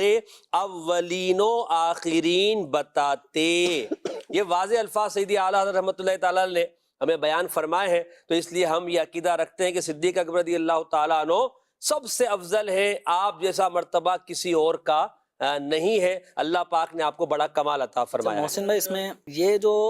امت کا تا قیام قیامت ایک عقیدہ بن گیا ہے کہ صحابہ کرام علیہم رضوان میں سب سے افضل و اعلیٰ مقام و مرتبہ حضرت ابو بکر صدیق رضی اللہ عنہ، پھر حضرت عمر، تو یہ جو صحابہ کرام علیہم رضوان میں صدیقیت کا جو ایک مقام، صدیق اکبر رضی اللہ عنہ کا جو مقام نمایاں ہے، یہ اہل سنت و جماعت امت مسلمہ نے اپنے طور پہ فرض نہیں کر لیا، گھڑ نہیں لیا، یہ دور صحابہ میں ہی یہ چیزیں چلتی آ رہی تھیں، جیسے کہ حضرت سیدنا عبداللہ بن عمر رضی اللہ تعالیٰ عنہما، صحابی ابن صحابی، وہ فرماتے ہیں، طبرانی شریف معجم کبیر کی یہ روایت ہے، فرماتے ہیں کہ کننا نقول، کننا یہ ماضی کا صیغہ اور نقول یہ اس طرح فعل استمراری بن جاتا ہے، جس کا معنی ہے کہ ہم یہ باتیں کہا کرتے تھے۔ کب کہا کرتے تھے؟ وَرَسُولُ اللَّهِ صلی اللہ علیہ وسلم حَيٌّ، جبکہ سرکار دو عالم صلی اللہ علیہ وسلم اپنی ظاہری حیات کے ساتھ صحابہ کرام علیہم رضوان کے مابین جلوہ گر تھے، تو حضور کی ظاہری حیات میں کننا نقول، ہم یہ کہا کرتے تھے، کیا کہا کرتے تھے کہ افضل هذه الامہ بعد نبیہا صلی اللہ علیہ وسلم ابو بکر و عمر و عثمان، کہ اس امت کے افضل ترین جو ہستیاں ہیں وہ یہ صدیق اکبر، حضرت عمر، حضرت عثمان کا یہ نام لیا کرتے تھے، اور روایت میں آتا ہے وَيَسْمَعُ ذَلِكَ رسول اللہ صلی اللہ علیہ وسلم فلا ينکروا، سبحان اللہ، کہ نبی کریم صلی اللہ علیہ وسلم کے مبارک کان شریف میں یہ آوازیں بھی پہنچا کرتی تھی جی جی، کہ صحابہ آپس میں یہ گفتگو کرتے ہیں کہ اس امت کے سب سے بہترین فرد پتہ ہے کون ہے؟ آئے ہائے، صدیق اکبر ہیں، حضرت عمر ہیں، حضرت عثمان غنی ہیں۔ اب حضور صلی اللہ تعالیٰ علیہ وآلہ وسلم کی اس زاویے سے یہ ایک حدیث تقریری جی کہ سرکار دو عالم صلی اللہ علیہ وسلم کے سامنے کوئی کام کیا گیا، یا آپ صلی اللہ علیہ وسلم کے بارگاہ میں کوئی کلام پیش کیا گیا، کوئی بات کی گئی، اور آپ صلی اللہ علیہ وسلم اس کو رد نہ فرمائیں، اللہ، اس سے منع نہ کریں، تو یہ درجہ بھی سرکار دو عالم صلی اللہ علیہ وسلم کی طرف سے گویا اسے تائید حاصل ہے۔ واہ واہ تو واہ، صحابہ کرام علیہم رضوان کنہ نقول، ہم کہا کرتے تھے یہ بات، تو صدیق اکبر رضی اللہ عنہ، حضرت عمر، ان کی فضیلت کا بیان اس امت کے اوپر ان کو فضیلت حاصل ہے، تو سرکار صلی اللہ علیہ وسلم کے دور میں کہا کرتے تھے، تو حضور نے منع نہیں کیا۔ حتیٰ کہ حضرت مولا علی کرم اللہ تعالی وجہہ الکریم، ان کے صاحبزادے حضرت محمد بن حنفیہ، جو بلا شبہ حضرت مولا علی کرم اللہ تعالی وجہہ الکریم کا جگر گوشہ ہیں، بالکل، آپ کا خون ہے، آپ کے بیٹے ہیں، بیٹے ہیں، جس طرح امام حسن، امام حسین مولا علی رضی اللہ تعالی عنہ کے صاحبزادگان ہیں جی خاتون جنت کے ذریعے سے، صحیح، تو اسی طرح مولا علی رضی اللہ عنہ نے خاتون جنت کے وصال ظاہری کے بعد پھر متعدد نکاح فرمائے، تو ان میں سے ایک بیٹے آپ کے محمد بن حنفیہ ہیں، تو انہوں نے، اب چونکہ صحابہ کرام علیہم رضوان کے مابین ایک گفتگو سنتے رہتے تھے وہ بھی، کہ افضل امت صدیق اکبر ہیں، آئے ہائے ہائے، تو اب حضرت مولا علی رضی اللہ عنہ کا مقام و مرتبہ کوئی کم نہیں ہے، تھا، بالکل، اب ان کے بیٹے محمد بن حنفیہ یہ اپنے والد گرامی سے عرض کرتے ہیں، یہ بخاری شریف کی روایت ہے، قلت لابی، میں نے اپنے بابا جان حضرت مولا علی کرم اللہ تعالی وجہ الکریم کی بارگاہ میں عرض کیا، ایو الناس خیر بعد النبی صلی اللہ علیہ وآلہ وسلم،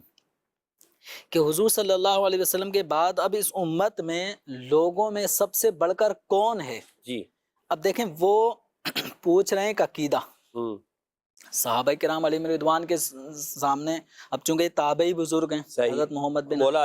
علی کے بیٹے ہیں، اور یہ عقیدے کی بات پوچھ رہے ہیں، صحیح، بخاری شریف کے الفاظ ہیں کہ ایو الناس خیر بعد النبی صلی اللہ علیہ وسلم، تو حضرت مولا علی رضی اللہ تعالی عنہ اب عقیدہ بیان کر رہے ہیں نا، واہ واہ، تو حضرت مولا علی رضی اللہ تعالی عنہ نے اپنا ذکر نہیں کیا، صحیح، چونکہ عقیدہ بیان کرنا ہے، جب ایک چیز پوچھی جا رہی ہے تو اب حضور کے بعد جس کا مقام و مرتبہ تھا حضرت مولا علی رضی اللہ عنہ نے وہی بیان کرنا، واہ واہ، تو آپ نے جواباً ارشاد فرمایا ابو بکر، اللہ اللہ، تو اگر حضرت ابو بکر صدیق رضی اللہ عنہ افضل نہ ہوتے، صحیح، حضرت مولا علی رضی اللہ تعالی عنہ حضور کے بعد اس امت میں سب سے افضل ہوتے، تو حضرت مولا علی رضی اللہ تعالی عنہ پھر کبھی بھی عقیدے کو صحیح ہی بیان کرتے، بالکل بالکل، لیکن آپ رضی اللہ تعالی عنہ نے صدیق اکبر کا نام لیا، واہ، تو چونکہ اپنا عقیدہ بھی بیان کرتے، اللہ، میرے نزدیک حضور کے بعد اس امت میں جو افضل ہیں وہ صدیق اکبر ہیں۔ انہوں نے پھر سوال کیا ثم من، پھر ان کے بعد کون؟ پھر ان کے بعد کون ہے؟ تو حضرت مولا علی رضی اللہ تعالیٰ عنہ کے الفاظ ہیں عمر، جی، کہ ان کے بعد پھر عمر ہے۔ صحیح، تو گویا کہ یہ عقیدہ، یہ نظریہ یہ اہل سنت و جماعت نے گھڑا نہیں ہے، بالکل، یہ ہمیں صحابہ کرام علیہم رضوان کی طرف سے نصیب ہوا ہے، اور ان میں بالخصوص یہ سوال جواب کرنے والی ہستیاں بھی یہ حضرت مولا علی رضی اللہ عنہ ان کے صاحبزادے ہیں، اور اس موقع پر حضرت علی رضی اللہ تعالیٰ عنہ اپنے بیٹے کو درست عقیدہ ہی تعلیم فرمائیں، تو اس درست عقیدے میں آپ رضی اللہ تعالیٰ عنہ صدیق اکبر رضی اللہ عنہ کی فضیلت کو بیان کیا، اور پھر ان کے بعد حضرت عمر رضی اللہ عنہ کی فضیلت کو بیان کیا ہے۔ تو حسنین کریمین کے بابا جان ان کا عقیدہ یہ ہے، تو جب ان کا عقیدہ ہے تو ہم یہ نہیں کہیں گے وہ عاجزی فرما رہے ہیں، صحیح، بالکل، دیکھیں عقیدہ جب پوچھا جائے گا تو اس میں عاجزی، وہ آگے الفاظ بھی تو ہے نا، پھر ہاں، اب جہاں پر انہوں نے حضرت محمد بن حنفیہ رضی اللہ تعالیٰ انہوں نے بھی خوب، اب انہوں نے کہا یہ تو ترتیب سے ہی آ رہے ہیں، انداز سوال بدلا، پھر ابو بکر ثم من، تو اب ثم من کا مطلب اگر میں سوال کروں گا ثم من، تو اس کا مطلب ہے عثمان غنی رضی اللہ عنہ کا نام، پھر ان کے بعد فوراً انہوں نے سوال یہ کیا ثم انت، اللہ پھر تو آپ ہی ہوں گے. ہائے ہائے ہائے. تو اس پہ مولا علی رضی اللہ تعالیٰ عنہ نے پھر عاجزی والے ہائے. کلمات ارشاد فرمائے کہ میں تو مسلمانوں میں سے ایک مرد ہوں. ہائے اللہ. تو یہ ان کی کمال عاجزی بھی ہے. کیا بات. یعنی اب چونکہ ڈائریکٹ سوال پھر آپ ہیں تو پھر آپ نے عاجزی کا اظہار صحیح. فرمایا، لیکن شروع میں 2 ٹوک اپنا نظریہ بیان عقیدہ کر بیان دیا کر دیا. کہ تفضیل شیخین. کیا بات ہے. سبحان اللہ. بعد نبیوں کے ہوا افضل مقام، بعد نبیوں کے ہوا افضل مقام، بل یقین فضل خدا سے صدق ہے، بل یقین فضل خدا سے صدق ہے. ساری امت میں کوئی انسان نہیں، ساری امت میں کوئی انسان نہیں، صاحب فضل و علا سے صدق ہے، صاحب فضل و علا سے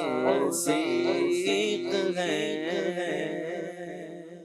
آئیے کچھ کالز بھی مزید شامل کرتے ہیں. ایک کال ہم نے لی تھی، مزید کال بھی شامل کرتے ہیں. جی آپ کا پروگرام بہت اچھا جا رہا ہے. میرا مفتی صاحب کی بارگاہ میں یہ سوال عرض ہے کہ حضرت ابوبکر صدیق کو خلیفہ کیوں بولتے ہیں؟ خلیفہ کیوں بولتے ہیں حضور؟ خلیفہ کا جو معنی ہے وہ نائب ہے. تو نبی کریم رؤوف الرحیم صلی اللہ علیہ وآلہ وسلم کے وصال ظاہری کے بعد اب اس امت کے معاملات کو کس نے لے کر چلنا تھا، ان کی دینی شرعی مکمل طور پہ رہنمائی کرتے ہوئے، اس امت کی اصلاح کرتے ہوئے اب جس نے اپنا وقت گزارنا تھا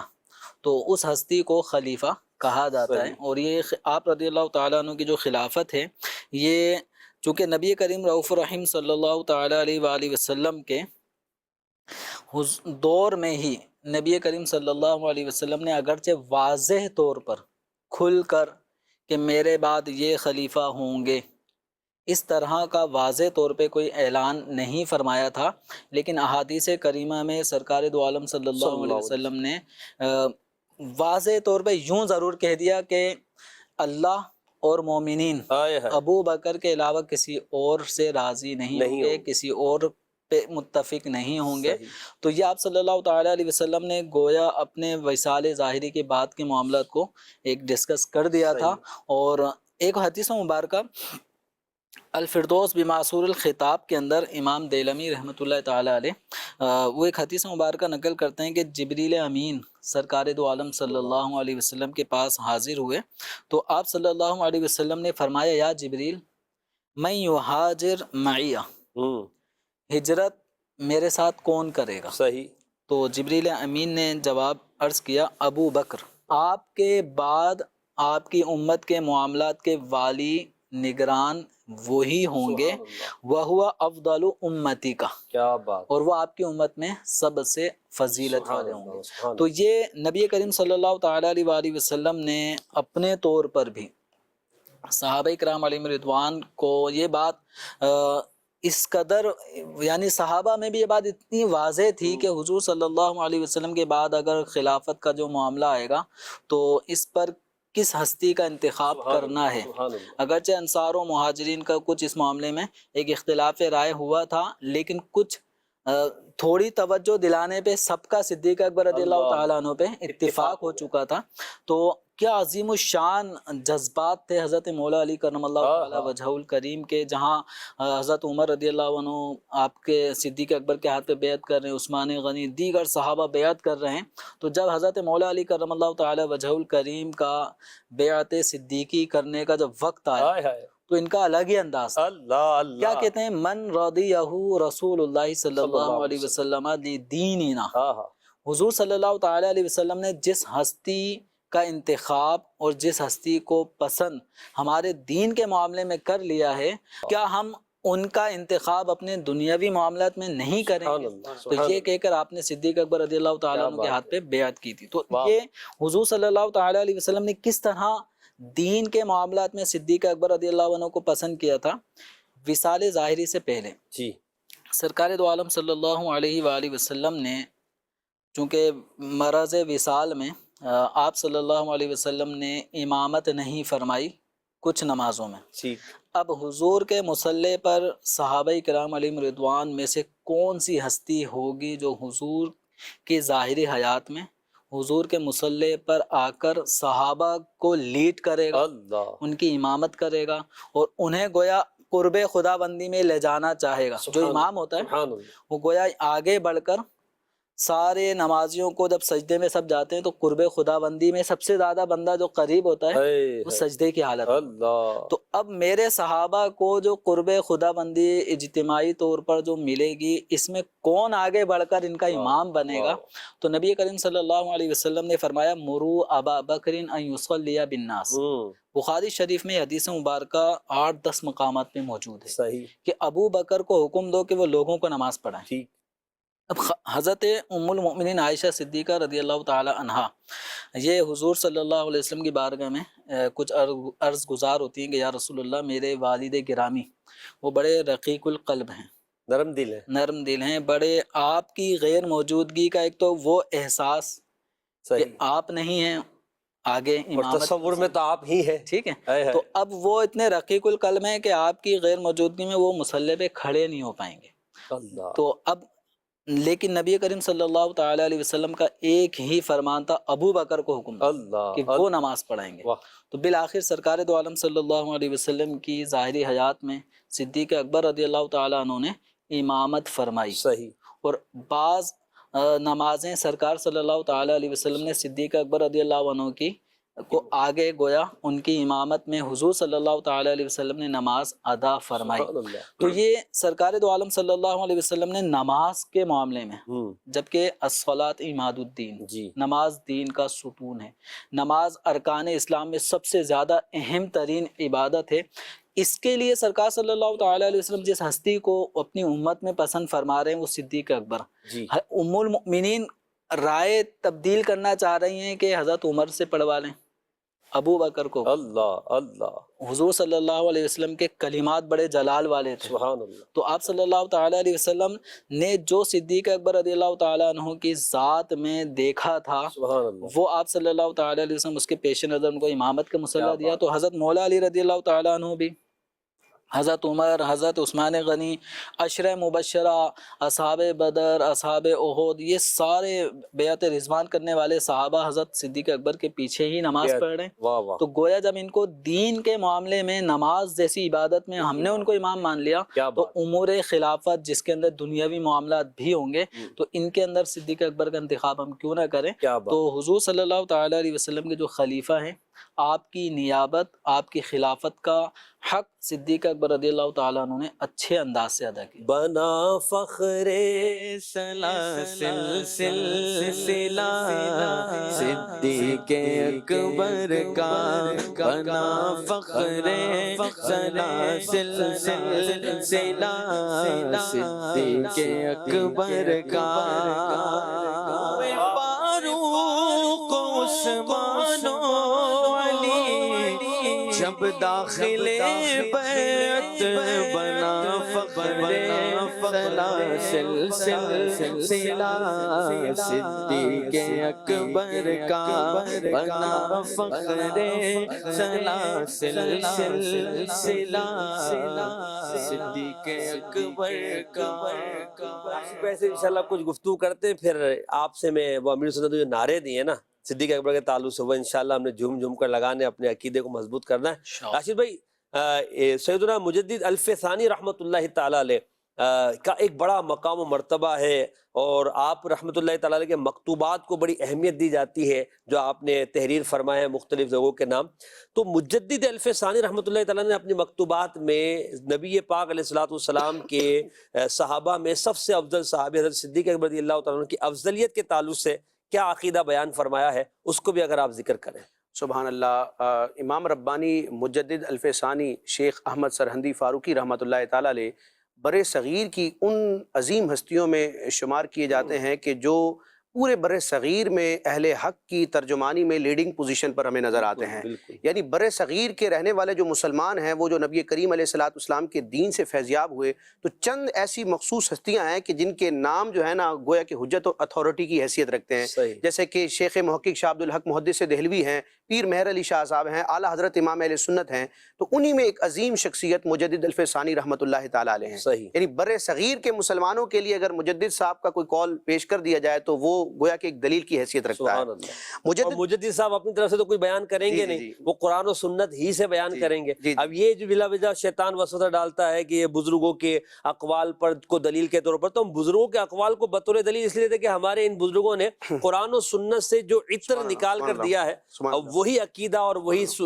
ہمیں بیان کیا ہے جو قرآن و سنت میں۔ جی یہاں پر میں ایک بات عرض کروں گا، جیسے آپ نے فرمایا کہ بزرگوں کے اقوال پیش کیے جاتے ہیں، قرآن و حدیث پیش کرو۔ دیکھیں ہمارا دین، حالانکہ ہم قرآن و حدیث پیش کر رہے ہیں، ابھی تک ہم نے حدیثیں ہی پیش کی، مفتی صاحب نے اور آپ نے کتنی حدیثیں پیش کی۔ مطلب ایک عوامی سطح پر ایک تاثر ہوتا ہے کہ کوئی آیت پڑھی جائے، کوئی حدیث پڑھی جائے، بزرگ کے قول کی معاذ اللہ کوئی حیثیت نہیں ہے۔ دیکھیں ہمارا جو دین ہے نا، اس میں رجال پر اعتماد کیا گیا ہے۔ رجال سے مراد افراد ہیں۔ قرآن مجید جو اسلام کے عقائد، نظریات، مسائل کا سب سے بڑا اور پہلا سرچشمہ اور مصدر ہے، آپ دیکھیں قرآن مجید جو جمع ہوا اور ہم تک پہنچا، اس میں رجال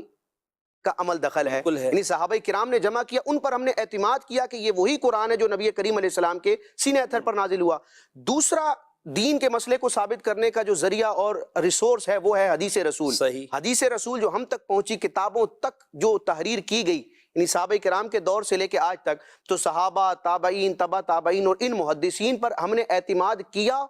تو اس کو ہم حدیث رسول کہہ رہے ہیں۔ تو قرآن ہو، حدیث ہو، اور بقیہ علوم سارے قرآن و حدیث سے ہی گویا کہ آگے بڑھ رہے ہوتے ہیں، آگے اسی کی نہریں ہیں۔ تو قرآن، حدیث اور دین کے تمام مسائل جو ہم تک پہنچے ہیں، یہ رجال، افراد، علماء، شخصیات کے ذریعے ہی پہنچے ہیں۔ تو کہیں نہ کہیں جا کر آپ کو علماء پر، امت کے اکابرین پر اعتماد کرنا پڑے گا۔ اگر معاذ اللہ شیطان کے اس بہکاوے میں آگئے کہ علماء کی یا ان صوفیاء کے یا ان محققین کے اقوال کی معاذ اللہ کوئی حیثیت نہیں ہے، تو پھر یہ رفتہ رفتہ دین کی جو اصل بنیادیں ہیں ان میں پھر اس سے دور ہوتا جائے گا اور محروم ہوتا چلا جائے گا۔ اگر یہ کہا جائے کہ خالی محدثین اور مفسرین تک جو ہے ہم بزرگوں کو مانیں گے، تو اگر تو کیا محدثین کیا 9 ہجری یا 10 ہجری کے بعد ختم ہو گئے، اس کے بعد کوئی محدث نہیں آیا، کوئی مفسر نہیں آیا؟ تو یہ جو اولیاء کاملین ہیں، یہ بڑے بڑے محدث ان میں گزرے ہیں۔ خود مجدد الفسانی رحمۃ اللہ علیہ کا کتنا بڑا مقام ہے۔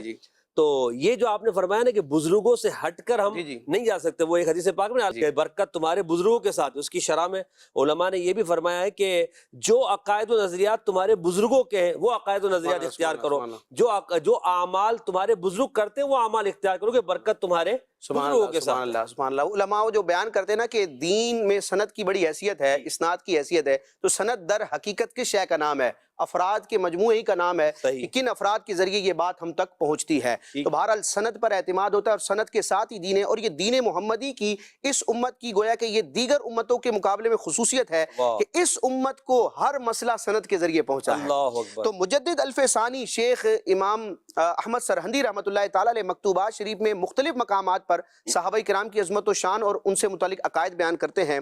مکتوبات امام ربانی میں ایک مقام پر شیخ احمد سرہندی المعروف امام ربانی رحمۃ اللہ تعالیٰ علیہ فرماتے ہیں کہ تفضیل شیخین با اجماع صحابہ و تابعین ثابت شدہ است، کہ شیخین یعنی صدیق اکبر اور فاروق اعظم رضی اللہ تعالیٰ عنہما کی تمام نبیوں اور رسولوں کے بعد ساری مخلوق پر جو افضلیت اور برتری ہے، یہ صحابہ اور تابعین کے اجماع سے ثابت ہے۔ پھر آپ فرماتے ہیں کہ امت کے بڑے بڑے اکابرین نے اس چیز کو بیان فرمایا ہے، اور پھر امام شافعی اور امام ابو الحسن اشعری رحمۃ اللہ تعالیٰ علیہ کا آپ حوالہ پیش کرتے ہیں۔ مجدد صاحب فرماتے ہیں چنانچہ نقل کردہ ان آرا اکابر ائمہ کے یکے از ایشا امام شافعی است و شیخ ابو الحسن اشعری میں فرماید، یعنی امت کے اکابرین میں 2 اکابرین کا ذکر کیا، امام شافعی اور امام ابو الحسن اشعری رحمۃ اللہ تعالیٰ علیہ، یہ فرماتے ہیں کہ تفضیل ابو بکر و عمر بر باقی امت قطعی است، اللہ، کہ صدیق اکبر اور فاروق اعظم کا ساری امت پر افضل ہونا یہ قطعی عقیدہ ہے۔ اور اس قطعیت کو بیان کرنے والے، اس حقیقت کو بیان کرنے والے کون ہیں؟ ویسے تو کئی صحابہ ہیں، لیکن مجدد صاحب فرماتے ہیں وَأَز حضرت امیر نیز بتواتر ثابت شدہ است کہ در زمان خلافت و اوان مملوکت خود در حضور جم غفیر بگروہ خود میں فرمود کہ ابو بکر و عمر بہترین این امتن. اللہ یعنی اللہ. حضرت امیر سے مراد مولا علی حیدر کرار ہیں، ان کو امیر بھی کہا جاتا ہے، حضرت امیر، کہ مولا علی رضی اللہ تعالیٰ عنہ سے تواتر کے ساتھ یہ مسئلہ ثابت ہے. اور اعلیٰ حضرت امام علیہ سنت بھی اپنے رسالے غایت التحقیق فی امامت العلی و صدیق میں اس طرح کی روایات ذکر کرتے ہیں اور فرماتے ہیں کہ صحابہ کرام کے ذریعے مولا علی سے یہ عقیدہ ثابت ہے کہ مولا علی اس بات کے قائل تھے کہ سب سے افضل صدیق اکبر اور پھر فاروق اعظم ہے. اور امام شمس الدین ذہبی رحمۃ اللہ تعالیٰ علیہ سیر اعلام النبلاء میں فرماتے ہیں کہ اس تفضیل شیخین کا عقیدہ مولا علی سے تواتر کے ساتھ ثابت ہے. سبحان اللہ. پھر آگے آپ ایک اور مقام پر ذکر فرماتے ہیں کہ تفضیل شیخین کا عقیدہ کتنا مضبوط ہے. یعنی یہ کوئی ظنی اور فروعی مسئلہ نہیں ہے کہ معاذ اللہ کوئی اس کا انکار کرے یا اس میں توقف کرے تو وہ ایسے رہ جائے گا، اس کے عقیدے پہ حرف آئے گا. آپ فرماتے ہیں مجدد الفسانی رحمۃ اللہ تعالیٰ علیہ فرماتے ہیں بالجملہ تفضیل شیخین از کثرت روات ثقات بحد شہرت و تواتر رسیدہ است. فرماتے ہیں کہ تفضیل شیخین کا جو عقیدہ ہے یہ اتنے کثیر ثقہ راویوں سے ثابت ہے کہ جو حد شہرت بلکہ حد تواتر تک پہنچ چکے ہیں. فرماتے ہیں اب اس عقیدے کا جو انکار کرے گا تو وہ دو ہی صورتیں ہوں گی. فرماتے ہیں انکار یا از راہ جہل است یا از راہ تعصب. اب تفضیل شیخین کے عقیدے کا جو انکار کرے گا یا تو وہ اپنی کم علمی ناآشنائی اور جہالت کی بنا پر کرے گا یا پھر وہ معاذ اللہ ان شیخین کریمین سے دشمنی اور تعصب کی بنا پر انکار کرے گا. اور یہ اتنا قطعی عقیدہ ہے محسن بھائی، آپ نے بھی امام علیہ سنت کی عبارت پیش کی. فتاوی رضویہ شریف کی 5ویں جلد میں ایک رسالہ ہے منیر العین کے نام سے، انگوٹھوں کے چومنے کے عمل کے مستحب ہونے کے حوالے سے. وہاں امام علیہ سنت نے جب تفضیل شیخین کا ایک موضوع کے تحت گفتگو فرمائی، آپ نے فرمایا یہ قطعی اور اجماعی عقیدہ ہے، متواتر عقیدہ ہے. اس کی عظمت کیا ہے؟ فرماتے ہیں یہ تفضیل شیخین کا عقیدہ اتنا اعلیٰ درجے کا ہے کہ اگر بالفرض، ایسا ہے نہیں، بالفرض سپوز کیا جائے کہ تفضیل شیخین یعنی صدیق اکبر اور فاروق اعظم کے نبیوں رسولوں کے بعد سب مخلوق میں افضل ہونے کے عقیدے کے برخلاف اگر کوئی ایسی حدیث آ جائے جو سند کے اعتبار سے صحیح ہے، اس کو حدیث صحیح کہا جاتا ہے، اعلیٰ حضرت فرماتے ہیں منیر العین میں کہ اس حدیث کی تعویل کرنا واجب ہے، وہ واجب التعویل ہے. یعنی اب اس حدیث کا ایسا معنی کیا جائے گا دیگر احادیث قرآنی اور حدیث کے دلائل کو دیکھ کر ان احادیث کے مطابق اس کی ایسی تشریح کی جائے گی کہ اس عقیدے پر حرف نہ آئے. فرماتے ہیں بالفرض اگر سند کے اعتبار سے حدیث صحیح ہے اور وہ تعویل کا احتمال بھی نہیں رکھتی، یعنی بالکل واضح ہے، تو اعلیٰ فرماتے ہیں اگرچہ اس کی سند صحت کے درجے پر ہے لیکن چونکہ وہ تفضیل شیخین کے مقابلے میں آ رہی ہے اس کو رد کیا جائے گا. رد کرنے کا مطلب یہ نہیں کہ اس کو جھٹلایا جائے گا، مطلب یہ ہے کہ اس حدیث سے جو مفہوم اخذ کیا جا رہا ہے اس پر عمل نہیں کیا جائے گا، اس کو عقیدہ نہیں بنایا جائے گا، اس حدیث کی صحت پر اس عقیدے کو ترجیح دی جائے گی. کیوں؟ وجہ کیا ہے کہ یہ اجماعی اور متواتر عقیدہ ہے اور کسی اجماعی اور متواتر مسئلے کے برخلاف خبر واحد کو قبول نہیں کیا جاتا. محسن بھائی یہاں امام علیہ سنت کے میں الفاظ پڑھ دیتا ہوں تاکہ کوئی اس میں اشکال نہ رہے. فتاوی رضویہ شریف کی 5ویں جلد میں یہ رسالہ ہے منیر العین، اس میں امام علیہ سنت کسی حقیقت کو بیان فرماتے ہیں. یعنی اعلیٰ حضرت اپنی تمام تر تحقیقات کا خلاصہ ان چند کلمات میں ذکر کرتے ہیں. آپ فرماتے ہیں اگر تفضیل شیخین کے خلاف کوئی حدیث صحیح بھی آئے قطعاً واجب التعویل ہے، اور اگر بفرض باطل صالح تعویل نہ ہو واجب الرد، کہ تفضیل شیخین متواتر و اجماعی ہے. اور آگے فرماتے ہیں اور متواتر و اجماعی کے مقابل یعنی برخلاف احاد یعنی خبر واحد ہرگز نہ سنے جائیں گے. سبحان اللہ سبحان اللہ. مدنی چینل کے ناظرین، ہم عقائد کو سن رہے ہیں، احادیث کو سن رہے ہیں، بزرگوں کی کتابوں سے عقیدے کی جو عبارتیں وہ سن رہے ہیں. آئیے امیر اہل سنت نے ان تمام علمی ابحاث کو اپنے ایک عشق و محبت والے انداز میں ڈھال کر عقیدے کو پختہ کرنے کے لیے جو ہمیں نعرے دیے ہیں وہ ہمیں مل جل کر لگانے. آپ گھر میں بیٹھے ہوئے ہیں، بالکل آپ چاقو چوبند ہو جائیں اور مل کر انشاءاللہ عز و جل ہمیں کہنا ہے حضرت صدیق ہیں انشاءاللہ، اور ہمیں گج وج کے اپنے عقیدے کا اظہار کرنا، اپنے بچے کو سکھانا ہے. آئیے امیر اہل سنت نے جو محبت صدیق اکبر کا ہمیں پیغام دیا ہے، اس عقیدے کو ہم بار بار تکرار کرتے ہیں تاکہ یہ عقیدہ مزید ہمارا پختہ ہو جائے. جی یار غار مصطفیٰ حضرت صدیق گئے، یار مزار مصطفیٰ حضرت صدیق گئے، حق گزار مصطفیٰ حضرت صدیق گئے، جان سار مصطفیٰ حضرت صدیق گئے، بے کر صدق و وفا حضرت صدیق گئے، مخزن جود و سخا حضرت صدیق گئے، مولا کے مقبول گئے حضرت صدیق گئے، صحابی رسول گئے حضرت صدیق گئے، کون صحابہ میں افضل حضرت صدیق گئے، کون خلیفہ اول حضرت صدیق گئے، آنکھ کے نور آپ حضرت صدیق گئے، قلب کے سرور آپ حضرت صدیق گئے، محبوب سرکار آپ حضرت صدیق گئے، محبوب سرکار آپ حضرت صدیق گئے، دلبر و دلدار آپ حضرت صدیق گئے، بے کسوں کے یار کون حضرت صدیق گئے، بے کسوں کے یار کون حضرت صدیق گئے، حامی و غمخوار کون حضرت صدیق گئے، حامی و غمخوار کون حضرت صدیق گئے، پہل نائب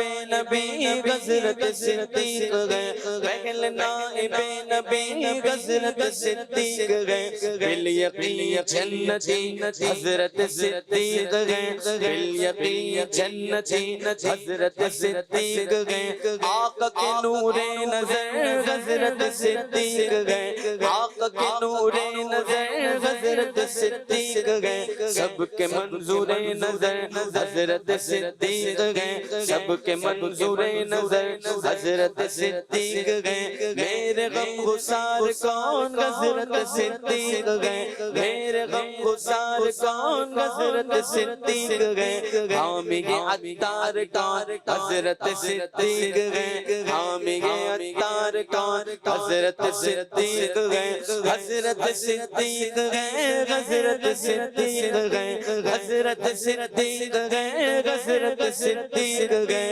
حضرت صدیق گئے، حضرت صدیق گئے، حضرت صدیق گئے، حضرت صدیق ہے، صدیق اکبر جاری رہے گا انشاءاللہ عز و جل. آئیے کال لیتے ہیں. ماشاءاللہ سے مدنی چینل بہت ہی پیاری ٹرانسمیشن لے کر آئے ہیں حضرت ابوبکر صدیق کے حوالے سے. حضرت ابوبکر صدیق نے کچھ کفار کو بھی دار اسلام میں داخل کیا تھا، اور کتنے کفار شامل تھے اس میں، جب اس بارے میں کچھ مدنی پھول ارشاد فرمائیں. سبحان اللہ، آپ شیخ الاسلام ہیں مفتی صاحب، کتنے لوگوں کو آپ کی برکت سے ایمان کی دولت ملی؟ حضرت سیدنا صدیق اکبر رضی اللہ تعالی عنہ نے نبی کریم صلی اللہ علیہ وسلم کا جو دامن کرم تھاما، یعنی آپ صلی اللہ علیہ وسلم پر ایمان لائے، تو ایک مومن کا ایک وصف بیان کیا گیا ہے کہ جو چیز اپنے لیے پسند کرے وہ اپنے بھائی کے لیے بھی پسند کرے. تو صدیق اکبر رضی اللہ تعالی عنہ کے جو حلقہ احباب میں جو افراد آیا کرتے تھے، تو ان میں حضرت صدیق اکبر رضی اللہ تعالی عنہ نے اسلام قبول کرنے کے بعد پھر دعوت اسلام کو پھیلانا شروع کر دیا، تبلیغ دین کا عمل شروع کر دیا. تو آپ ہی کی انفرادی کوششوں سے حضرت عثمان غنی رضی اللہ تعالیٰ عنہ وہ مسلمان ہوئے. صحیح. عشرہ مبشرہ میں حضرت عبد الرحمن بن عوف اور کئی ایک صحابہ کا نام آتا ہے. 5 صحابہ کرام عشرہ مبشرہ میں سے جو صدیق اکبر رضی اللہ عنہ کے انفرادی کوشش، آپ کے سمجھانے سے، اسلام کی ترغیب دلانے سے وہ مسلمان ہوئے ہیں. کیا بات. تو یہ حضرت ابوبکر صدیق رضی اللہ تعالی عنہ نے جو کام کیا ہے نا، یعنی ابھی ان کو تبلیغ کا حکم نہیں ہوا کہ اب آپ نے چونکہ اسلام قبول کر لیا اب آپ بھی آگے لوگوں کو مسلمان بنائیں، لیکن صدیق اکبر رضی اللہ تعالیٰ عنہ کی دھن تھی کہ جب یہ دامن کرم میرے ہاتھوں میں آیا ہے تو کیوں نہ یہ اور لوگوں کے بھی ہاتھوں میں آ جائے. صحیح. تو آپ کی انفرادی کوشش اور آپ کے تبلیغ دین کی برکت سے عشرہ مبشرہ کا جو نصف حصہ ہے، یعنی عشرہ مبشرہ 10 صحابہ جن کو ایک حدیث مبارکہ میں جنتی ہونے کا سرٹیفکیٹ ساتھ دے دیا سب کو دیا گیا ہے. تو ان میں 5 افراد ایسے ہیں کہ جو صدیق اکبر رضی اللہ تعالیٰ عنہ کے سمجھانے سے دائرہ اسلام میں داخل ہو. یہ بہت بڑا کسی کے لیے اجر و ثواب کا ایک ذخیرہ ہے کہ کوئی آدمی کسی کو دین کی بات سکھا دے، اس کی شرعی رہنمائی کر دے، جی اب وہ اس رہنمائی کے مطابق جب عمل کرتا رہے گا تو جو جس نے اسے دین کی بات سکھائی ہے اس کو بھی اس عمل کا ثواب ملتا رہے گا، پھر اس کے ذریعے جتنے لوگ اس نیک بات کو سنیں گے ان سب کے مجموعے عمل کے برابر سکھانے والے کو اجر و سبحان ثواب ملے اللہ، گا۔ تو سبحان گویا کہ حضرت عثمان غنی اور عشرہ مبشرہ کے دیگر افراد جو 5 عشرہ مبشرہ ہیں، ان کی نیک اعمال اللہ اللہ اللہ، پھر ان کے توسط سے جو جتنے آگے قیامت تک جو لوگ رشد و ہدایت کا پیغام حاصل کریں گے ان سب کا اجر و ثواب صدیق اکبر رضی اللہ تعالیٰ عنہ کے نام اعمال میں بھی درج ہو رہا ہے۔ کیا تو ہمیں بھی بات، چاہیے کہ دین کی کوئی بات ہو وہ اپنے حد تک سنبھال کے نہ رکھ لیں جی کہ میں اس کو آگے نہیں پہنچاؤں گا، کوئی علمی نکتہ ہے تو اس کو چھپا کے رکھ لیا، میں بیان نہیں کروں گا، یا یہ میں ہی بیان کروں کوئی اور بیان نہ کرے۔ تو اگر مثال کے طور پہ کبھی ایسا ہوتا ہے کہ مبلغین اگر کوئی سلسلے میں بیٹھتے ہیں، گفتگو کرنا چاہ رہے ہیں، تو جو نکات میں سوچ کے آیا ہوں گا ضروری نہیں ہے کہ مجھے وہ نکات بیان کرنے کا موقع ملے۔ صحیح بات ہے، تو اگر میں نے گفتگو شیئرنگ کر لی مبلغین سے کہ بھائی ہم یہ اس ٹاپک پہ گفتگو کرنا چاہ رہے ہیں، تو ہو سکتا ہے کہ میرا جو مجھے موقع نہ ملے وہ کسی اور مبلغ کو موقع ملے اور وہ نقطہ بیان کر دے، تو ان کے ذہن میں وہ نقطہ نہ ہو جو میرے ذہن میں تھا اور یوں ایک اچھا سلسلہ ہو جائے۔ صحیح، تو اس طرح دین کی بات کو اپنے تک محدود نہ رکھیں۔ صحیح، صدیق اکبر رضی اللہ تعالیٰ عنہ کا یہ طرز عمل، جبکہ ابھی تبلیغ دین کا واضح حکم نہیں آیا تھا کہ اب جو مسلمان ہو گیا اب اپنے رشتہ داروں میں سب کو دعوت اسلام پیش کرنا شروع کر دیں۔ اس وقت جو حالات تھے، جو صحابہ کرام علیہم رضوان پر اسلام قبول کرنے کی صورت میں کتنی اذیتیں ہوتی تھیں، تو اس وقت تو اپنے اسلام کی اس نعمت کو، اس خزانے کو چھپانے کا حکم تھا۔ صحیح، تو نبی کریم صلی اللہ تعالیٰ علیہ وسلم کو جب علی الاعلان تبلیغ دین کا حکم ہوا پھر معاملات الگ ہوئے، لیکن صدیق اکبر رضی اللہ تعالیٰ عنہ اس موقع پر بھی صحابہ سے جو بعد میں مسلمان ہوئے ان کے پاس جا کے ان کو حضور صلی اللہ علیہ وسلم کی دعوت اسلام پیش کرتے ہیں۔ سبحان اللہ، کیا بات ہے۔ صدیق اکبر رضی اللہ تعالیٰ عنہ کے تو کیا کہنے، انشاءاللہ ہم اگلے سلسلوں میں آپ کے اعمال پر، آپ کے اخلاق پر اور آپ کی دیگر صفات پر بھی انشاءاللہ ہم گفتگو کریں گے۔ ایک اور کال دیجیے گا۔ آپ کا جو یہ پروگرام ہے مسلمان کے پہلے خلیفہ، اس میں پوچھنا یہ ہے کیا یہ کہنا درست ہے کہ حضرت ابو بکر صدیق رضی اللہ عنہ پہلے خلیفہ ہوئے اس لیے آپ افضل ہیں، یا یہ درست ہے کہ آپ افضل تھے اس لیے پہلے خلیفہ ہوئے؟ براہ کرم اس میں رہنمائی فرما دیجیے، جزاک اللہ خیرہ۔ آمین۔ جی مفتی صاحب، اس امت میں نبی کریم صلی اللہ تعالیٰ علیہ وسلم کے وصال ظاہری کے بعد جو سب سے افضل ہستی تھی وہ حضرت سیدنا صدیق اکبر رضی اللہ تعالیٰ عنہ کی ذات مبارکہ تھی۔ اسی لیے آپ کو خلیفہ رسول صلی اللہ تعالیٰ علیہ وسلم خلیفہ اول ہونے کا بھی شرف اللہ تعالیٰ نے عطا فرمایا۔ اچھا، بہت پیاری سی ایک مفتی احمد خان نعیمی رحمۃ اللہ علیہ نے ایک نکتہ بیان کیا ہے کہ سرکار دو عالم صلی اللہ تعالیٰ علیہ وسلم کا قرب پانے والے بے شمار صحابہ ہیں، لیکن جو عشرہ مبشرہ جن 10 صحابہ کرام علیہم رضوان کو حضور صلی اللہ علیہ وسلم نے جنتی ہونے کا ایک ہی مجلس میں جن کو بشارت عطا فرمائی ہے، ان حضرات نے حضور کے ساتھ زیادہ وقت گزارا ہے۔ سبحان اللہ، ٹھیک ہے، پھر ان 10 میں بھی سب سے زیادہ وقت جو حضور صلی اللہ علیہ وسلم کے ساتھ جنہوں نے گزارا ہے وہ خلفائے راشدین، خلفائے اربعہ ہیں، صحیح، رضوان اللہ تعالی علیہم اجمعین۔ تو اب سرکار دو عالم صلی اللہ علیہ وسلم کا خلیفہ ہونا یہ ایک بہت اعلیٰ مقام و مرتبہ ہے۔ بالکل۔ تو حضور کی خلافت والے منصب کو اللہ تبارک و تعالی نے صدیق اکبر رضی اللہ تعالیٰ عنہ، حضرت عمر، حضرت عثمان غنی، حضرت مولا علی کرم اللہ تعالی وجہہ الکریم میں اس انداز میں لیا کہ جن کا انتقال پہلے ہونا تھا تو انہی ہستی پر امت کا اتفاق کرا۔ سبحان اللہ، سبحان اللہ۔ صدیق اکبر رضی اللہ عنہ کو یہ منصب خلافت ملا، یہ حضور کا نائب ہونے کا ایک وصف مزید ملا، ورنہ تو آپ کا مقام مرتبہ اجر و اللہ تعالیٰ کی بارگاہ میں عزت و کرامت کے اعتبار سے بلند و بالا ہے، لیکن ایک منصب خلافت بھی آپ کو ملا۔ پھر ان کے وصال کے بعد حضرت عمر رضی اللہ عنہ، ان کی شہادت کے بعد حضرت عثمان غنی رضی اللہ عنہ، ان کی شہادت کے بعد مولا علی رضی اللہ تعالیٰ عنہ تک آیا۔ اگر یہ منصب خلافت بالفرض حضرت مولا علی کرم اللہ تعالیٰ وجہہ الکریم کی طرف ہی ڈائریکٹ آ جاتا تو حضور صلی اللہ تعالیٰ علیہ وسلم کا نائب ہونا، حضور کا خلیفہ ہونا، یہ جو شرف تھا، یہ شرف ان صحابہ کرام علیہ رضوان کو کیسے ملتا؟ کیونکہ مولا علی رضی اللہ تعالیٰ عنہ تو ان سب کے بعد آپ کی شہادت ہوئی دنیا میں گئے چاروں خلفاء میں، تو اللہ تبارک و تعالیٰ نے ان جو حضور کا جنہیں زیادہ زیادہ قرب ملتا تھا، اس قرب مصطفیٰ کی وجہ سے قرب خدا بندی میں بھی وہ افضل و اعلیٰ مقام پہ فائز تھے، تو اللہ تعالیٰ نے ان سب کو بھی خلافت والے وصف سے نوازا ہے۔ ماشاء اللہ، سبحان اللہ۔ ہم ذکر کر رہے ہیں صدیق اکبر رضی اللہ تعالیٰ عنہ کے تعلق سے، تو مولا علی رضی اللہ تعالیٰ عنہ کا یہاں ذکر ہو رہا ہے راشد بھائی، تو کچھ باتیں تو مفتی صاحب نے بھی ذکر کی، آپ نے بھی حضرت مولا علی کے کچھ اقوال ذکر کیے۔ تو حضرت مولا علی کرم اللہ تعالیٰ وجہ الکریم حضرت صدیق اکبر رضی اللہ تعالیٰ عنہ کی افضلیت کا بیان فرما رہے، جیسے عقیدے کے طور مفتی صاحب نے بیان فرمایا، اور کچھ بھی کہ اس طرح کے ارشادات مولا علی رضی اللہ تعالیٰ عنہ کو ہیں کہ جس میں آپ نے یہ بیان کیا ہو اور واضح کیا ہو کہ صدیق اکبر رضی اللہ تعالیٰ عنہ ہی اس امت میں سب سے افضل ہے۔ جی، جیسے کہ میں نے اپنی گفتگو کے دوران بھی عرض کیا کہ امام اہل سنت اعلیٰ حضرت امام احمد رضا خان رحمۃ اللہ تعالیٰ علیہ نے اس حوالے سے پوری ایک کتاب تحریر کی ہے،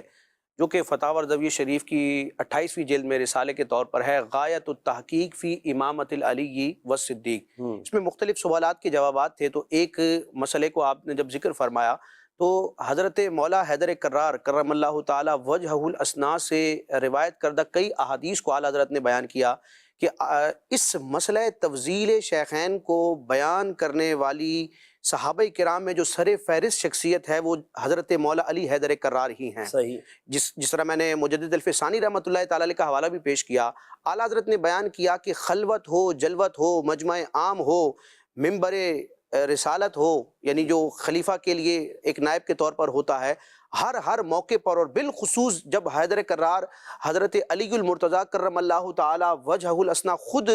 برسر ممبر اور برسر اقتدار آئے، آپ خلیفہ بنے چوتھے نمبر پر، تو آپ نے اپنی خلافت کے زمانے میں بھی اپنے خطبوں کے دوران اس چیز کو بیان فرمایا کہ امت میں سب سے افضل جناب صدیق اکبر ہیں اور پھر فاروق اعظم ہیں۔ صحیح۔ ایک مرتبہ مولا علی حیدر کرار نے کہیں سے سن لیا کہ کوئی ایسے افراد بھی موجود ہیں کہ جو حضرت حیدر کرار علی المرتضیٰ کو صدیق اکبر اور فاروق اعظم پر برتری دیتے ہیں، یعنی افضل قرار دیتے ہیں۔ تو حضرت مولا علی رضی اللہ تعالیٰ عنہ نے گویا کہ بڑے ایک جلال کا اظہار فرمایا، اور آپ نے فرمایا کہ میں اب آئندہ کسی ایسے شخص کو نہ پاؤں کہ جو مجھے یعنی علی بن ابو طالب کو صدیق اکبر اور فاروق اعظم پر فضیلت دے۔ اگر میں نے کسی کو پا لیا کہ جو تفضیل شیخین کے عقیدے کی مخالفت کر رہا ہے تو اس کو میں حد مفتری لگاؤں گا، یعنی دین اسلام میں جو جھوٹ بولنے والے کی پوری شرائط کے ساتھ اس کا ایک پورا نصاب ہے، تو جو حد ہوتی ہے یعنی 80 کوڑے ہوتے ہیں، وہ اس کو میں سزاوار ٹھہراؤں گا۔ یعنی حیدر کرار کے نزدیک یہ قطعی مسئلہ تھا۔ یہ علماء جانتے ہیں کہ جو حد لگتی ہے نا، اس میں اگر دلیل کے اعتبار سے ذرا سا شبہ آ جائے حد ساقط ہو جاتی ہے۔ یعنی جب قطعی دلائل سے، یقینی دلائل سے کسی کی کوئی جنایت، کسی کا کوئی جرم ثابت ہو تو پھر اس پر حد جاری کی جاتی ہے اور اس کو اس کا سزاوار ٹھہرایا جاتا ہے۔ تو مولا علی کا تفضیل شیخین کی مخالفت کرنے والے کے لیے حد مفتری کی سزا متعین کرنا گویا کہ یہ ایک اشارہ ہے کہ حیدر کرار کے نزدیک بھی یہ مسئلہ کوئی فروعی یا ظنی نہیں تھا بلکہ قطعی درجے کا تھا کہ جس کے انکار پر آپ اتنی بڑی سزا کا ارشاد فرما رہے ہیں۔ یہاں پر اعلیٰ حضرت امام علیہ سنت نے اور دیگر بزرگوں نے بھی بڑی خوبصورت بات کی ہے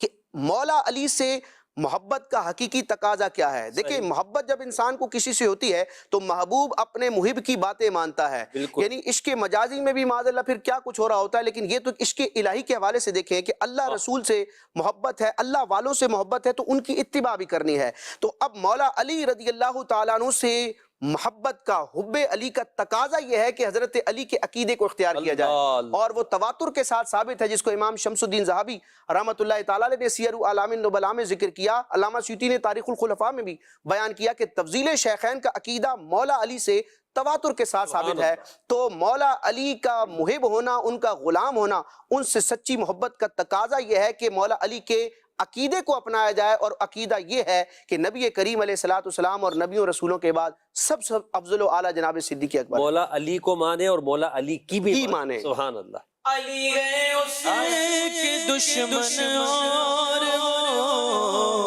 دشمن علی کا گئے، علی گئے اس کے دشمن اور وہ دشمن علی کا گئے، جو دشمن عقل کا دشمن ہوا صدیق اکبر کا، جو دشمن عقل کا دشمن ہوا صدیق اکبر کا. سیدنا سعید بن مسیب رضی اللہ عنہ کہتے ہیں حضرت علی المرتضیٰ حضرت ابو بکر صدیق کی بیعت کے لیے نکلے اور ان کی بیعت کی. تب انہوں نے انکار کی بات سنی تو حضرت علی نے یہ فرمایا یا ایھا الناس ایکم یؤخر من قدمہ رسول اللہ صلی اللہ علیہ وسلم، اے لوگو تم میں سے کوئی ہے جو اسے پیچھے کر سکے جسے رسول اللہ صلی اللہ علیہ وسلم سب سے آگے کیا ہے. حضرت سعید بن مسیب نے یہ سن کر کہا حضرت علی نے ایسی بات کہی جو کسی نے نہ کہی تھی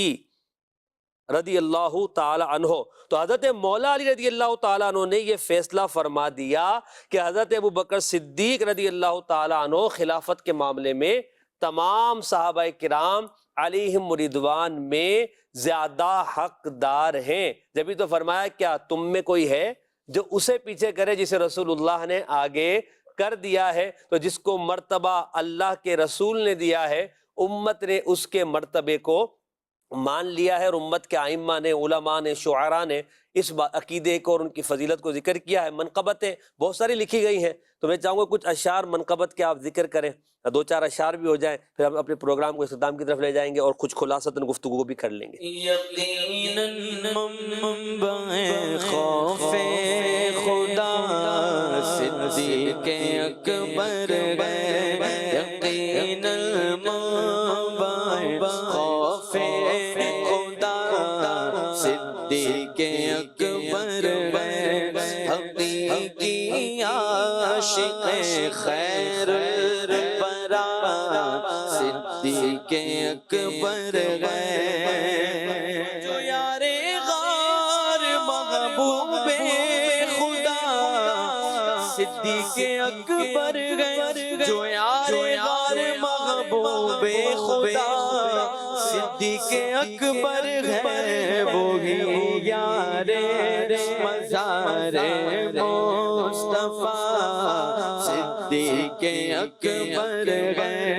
وہی یار مزار مصطفیٰ صدیق اکبر گئے. امیر المومنین ہیں آپ، امام المسلمین ہیں آپ، امیر المومنین ہیں آپ، امام المسلمین ہیں آپ. نبی نے جنتی جن کو کہا صدیق اکبر گئے، نبی نے جنتی جن کو کہا صدیق اکبر گئے. عمر سے بھی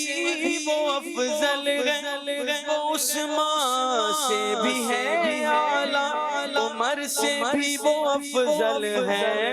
وہ عثمان سے بھی ہے اعلیٰ. یقیناً پیشوائے مرتضیٰ صدیق اکبر گئے، یقیناً پیشوائے مرتضیٰ صدیق اکبر گئے.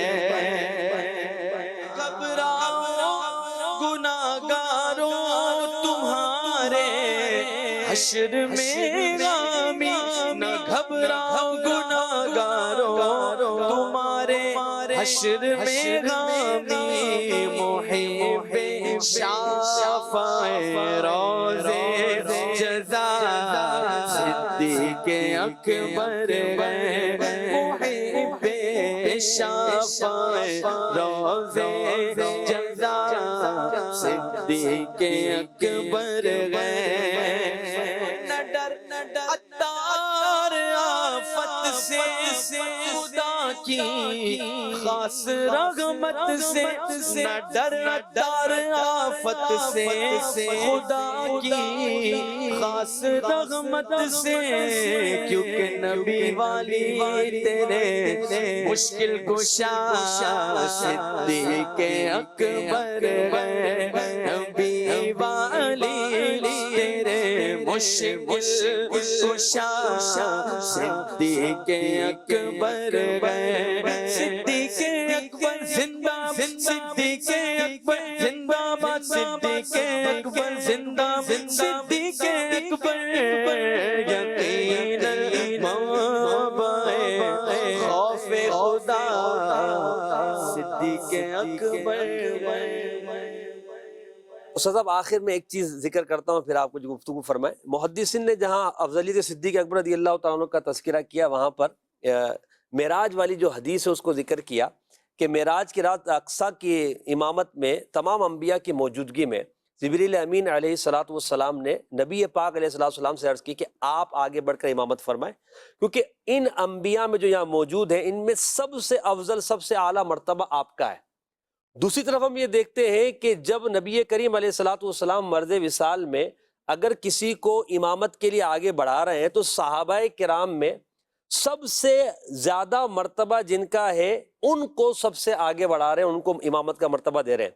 تو محدثین نے یہ نقطہ ذکر کیا کہ جب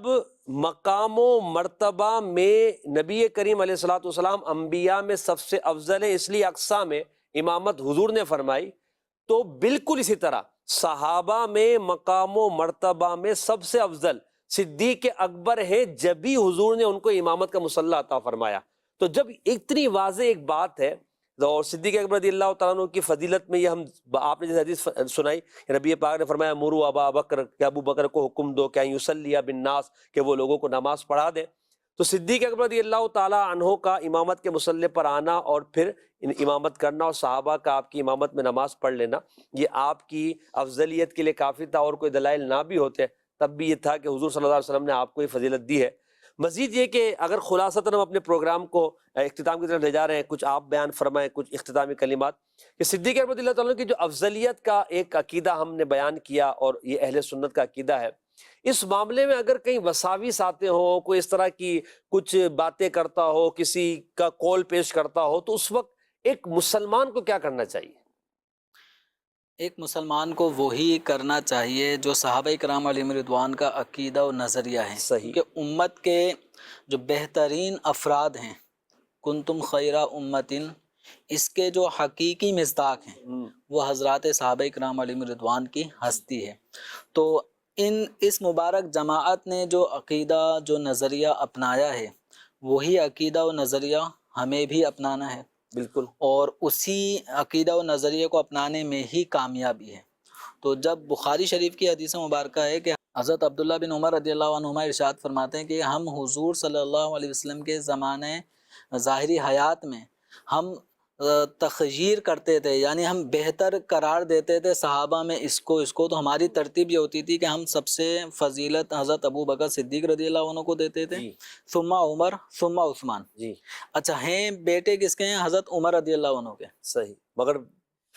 فضیلت لیکن فضیلت اللہ جب بیان کرتے تھے کہ حضور کی امت میں جو سب سے افضل ہستی ہے وہ صدیق اکبر رضی اللہ عنہ۔ بیٹی کی محبت کا تقاضا پہلے باپ کا ذکر کیا، لیکن یہاں پہ چونکہ فضیلت کا معیار نسب نہیں ہے، اللہ اللہ اللہ، تو یہ حضرت عبداللہ بن عمر رضی اللہ تعالی عنہما نے اپنے والد کو چھوڑ کر نمبر 1 جس کو ذکر کیا ہے وہ حضرت ابو بکر صدیق رضی اللہ عنہ کی ذات ہے، پھر اپنے والد کا، پھر حضرت عثمان غنی رضی اللہ عنہ۔ تو گویا ان 3 صحابہ کے خیر امت رسول ہونے پر صحابہ میں یہ ڈسکشن ہوتی تھی۔ صحیح، تو یہ جب صحابہ کی عام گفتگو کا ایک حصہ تھا، یہ نظریہ تابعین تبع تابعین سے ہوتے ہوتے ہوتے آج ہم تک، اور انشاءاللہ یہ نظریہ آنے والی امت تک بھی پہنچانا ہے انشاءاللہ۔ تو اسی نظریے پہ قائم رہیں۔ پھر راشد بھائی والی بات کہ حضرت مولا علی کو جب مان لیا تو ان کی بھی مانیں، ورنہ حضرت مولا علی رضی اللہ تعالیٰ عنہ آج حیات ہوتے ظاہری حیات میں تو حد مفتری قائم کرتے ایسے ان کے لوگوں کوڑے کھانے کی سکت کس میں تھی؟ کس میں تھی. صحیح بات ہے. تو ایک کوڑا جو ہے نا ہلاکت کے لیے اور کیا ان کا ارشاد ہی ہلاکت کے لیے کافی ہے. اچھا پھر ایسے لوگوں کو یہ سوچنا چاہیے نا قیامت میں مولا علی کو منہ کیا دکھائیں گے؟ جو یعنی وہ حب علی میں اگر اس طرح کی بات کہہ رہے تو مولا علی کو کیا منہ دکھائیں گے؟ تو بہرحال محبت علی رضی اللہ تعالیٰ عنہ کا تقاضا یہی ہے کہ صدیق اکبر رضی اللہ تعالیٰ عنہ کو خیر امت افضل امت مانا جائے. آخر میں چند کلمات میں چاہوں گا کہ آپ یہ کچھ تربیت کے لیے فرمائیں کہ بعض اوقات ہوتا ہے کہ انسان کچھ ایسی صحبتوں میں بیٹھ جاتا ہے، سوشل میڈیا پہ کچھ اس طرح کی گفتگو سن لیتا ہے، یار دیکھو یہ تو دلائل دے رہے ہیں، یار یہ تو یہ روایت بیان کر رہے ہیں، یار یہ تو وہ بیان کر رہے ہیں. جیسے آپ نے اعلیٰ حضرت کی طرف سے ایک عبارت بیان فرمائی کہ حدیث صحیح بھی سند کے اعتبار سے آ جائے تو تفضیل شیخین کے معاملے میں یا تو تعویل کریں گے، تعویل اگر نہیں ہو سکتی تو اس کو رد کر دیں گے، یعنی تفضیل شیخین کے عقیدے کو ترجیح دی جائے گی. اب ایک عام آدمی ہے، اب سوشل میڈیا کا، تو اب ایسے میں اپنے عقیدے کو بندہ کیسے سنبھالے؟ آخری 2 منٹ ہے، آپ کچھ تربیت فرما دیں تو پھر ہم انشاءاللہ پروگرام کو اختتام کی طرف لے جاتے ہیں. دیکھیں محسن بھائی، دین جو ہم تک پہنچا ہے نا، اور ہم دیکھتے ہیں کہ 14 صدیوں میں صحابہ کرام کے زمانے سے لے کے آج تک دین جن ذرائع سے پہنچا ہے، آگے بھی دین انہی ذرائع سے ہی بڑھے گا. صحیح. آج جدت کا دور ہے، بہت سارے طریقہ کار اختیار کیے جاتے ہیں، بالخصوص سوشل میڈیا کا استعمال کیا جاتا ہے. اگر سوشل میڈیا کے ذریعے اسی دین کے طریقے کو آگے بڑھایا جائے تو بہت اچھا ہے. اور الحمدللہ سوشل میڈیا کا بہترین استعمال اس وقت دعوت اسلامی کر رہی ہے. دعوت اسلامی کے متعدد سوشل میڈیا کے تحت پیجز ہیں اور الحمدللہ دین متین کی، مسلک اہل سنت کی خوب خدمت ہو رہی ہے الحمدللہ. لیکن یاد رکھیں سوشل میڈیا پر اگر ہمیں کوئی سپیچ نظر آتی ہے، کوئی دلیل دے رہا ہے اور اسی کو ہم نے عقیدے کے طور پر بنا لیا تو یہ کوئی حیثیت نہیں رکھتا. دین جو ہے وہ ایک بڑی وسعت رکھتا ہے اور دین کی باتوں کو سمجھنے کا ایک سلیقہ ہے. یعنی ایسا نہیں ہے کہ ایک بندے کی آپ نے بات سن لی، ایک حدیث دیکھ لی اور آپ نے کہا کہ یہی دین ہے. بعض اوقات احادیث میں ناسخ منسوخ کا معاملہ ہوتا ہے، زمانے کی تقدیم و تاخیر کا مسئلہ ہوتا ہے. یعنی میں عرض یہ کروں کہ بخاری شریف میں مثال کے طور پر کوئی حدیث آئی تو اب اس سے یہ تو ثابت ہوگا، بخاری شریف ہو یا مسلم شریف ہو یا حدیث کی کوئی بھی مستند کتاب ہو، اس میں اگر کوئی حدیث آتی ہے، کوئی بات بیان کی جاتی ہے تو اس سے کم از کم یہ ثابت ہو جاتا ہے کہ یہ ہمارے دین کا مسئلہ ہے. لیکن اس سے یہ ثابت نہیں ہوتا کہ اس پر عمل بھی کرنا ہے یا نہیں کرنا، کیونکہ کئی احادیث، درجنوں احادیث، بلکہ قرآن مجید کی متعدد آیات ایسی ہیں کہ جو حکم کے اعتبار سے منسوخ ہو گئی ہیں، وہ معمول بھی نہیں ہے. اب یہ باتیں ہمیں اہل علم کے درمیان بیٹھیں گے، دین کو باقاعدہ سیکھیں گے تو پھر ہمیں پتہ چلے گا. تو اب بعض اوقات منسوخ حدیث ہوتی ہے لیکن ہمارے سامنے کوئی بیان کر دے کہ بخاری شریف میں تو اس مسئلے کے حوالے سے یہ حدیث ہے، ہم کہیں گے کہ یہی دین ہے، یہی شریعت ہے. تو یہ آگے ایک پورا جہان ہے، دیکھنا ہے کہ اس حدیث کے مقابلے میں کوئی دوسری حدیث تو نہیں آ رہی، کیا یہی حتمی فیصلہ ہے؟ تو ناسخ منسوخ، معمول بھی، غیر معمول بھی کی پوری ابحاث ہوتی ہیں. تو انداز یہی ہونا چاہیے جو 14 صدیوں میں چلا آ رہا ہے کہ علماء حق کا، علماء اہل سنت کی صحبت اختیار کی جائے، ان کے بیانات سنے جائیں، ان کی لکھی ہوئی کتابیں پڑھی جائیں اور ان سے باقاعدہ اگر اللہ توفیق دے تو درس نظامی جس کو ہمارے دور میں کہا جاتا ہے، عالم کورس باقاعدہ وہ کیا جائے. اور الحمدللہ دعوت اسلامی کے پاس یہ ساری اپورچونٹیز موجود ہیں، مدنی چینل کے ذریعے، مدنی قافلوں کے ذریعے، مختلف تربیتی سیشنز کے ذریعے الحمدللہ اجتماع میں تقریر کے اور بیان کے ذریعے بھی دین ڈیلیور کیا جاتا ہے الحمدللہ. تحریر کے ذریعے الحمدللہ دارالفتہ اہل سنت کے فتاوی جات ہیں، تحقیقات ہیں، پھر اسلامک ریسرچ سینٹر جو المدینہ العلمیہ ہے اس کے تحت درجنوں کتابیں ہیں، وہ لٹریچر موجود ہے. پھر آن لائن اور فزیکل بھی الحمدللہ جامعات جو عالم کورس کے ادارے ہیں اسلامی بہنوں کے لیے، اسلامی بھائیوں کے لیے، وہ بھی موجود ہیں. تو جس شعبے کو چاہیں ہم اختیار کریں انشاءاللہ. اس طرح دین جیسے ہم تک پہنچا ہے انشاءاللہ اسی طرح ہم اپنی آنے والی نسلوں کو بھی پہنچائیں گے. آخر میں یہ عرض کروں گا کہ اسی کی سنیں جس کے کہنے میں آپ کو صحابہ کرام اہل بیت کی محبت کی خوشبو آئے، فضیلت کی خوشبو آئے، فیضان آپ کو ملے. اگر کہیں بھی آپ کو ایسا لگے نا کہ یار تھوڑا سا عجیب و غریب سی بات ہو رہی ہے تو بالکل اس سے ہٹ جائیں اور صحابہ کرام اور اہل بیت اطہار کی محبت میں جینے اور مرنے کی اللہ کی بارگاہ میں دعا کریں کہ اللہ پاک ہمیں انہی کی محبت میں جینا اور مرنا نصیب فرمائے اور انہی کے درست عقائد کے ساتھ جو صحابہ کے تابعین سے ذریعے ہم تک پہنچے ہیں، جو اہل سنت و جماعت کے عقائد ہیں، اللہ ہمیں انہی پر استقامت عطا فرمائے. آمین بجائے خاتم النبیین صلی اللہ علیہ وسلم. فیضان صدیق اکبر جاری رہے گا. چمنستان نبوت کی بہار اول، گلشن دی کے بنے پہلے گلے تر سے دی ابو بکر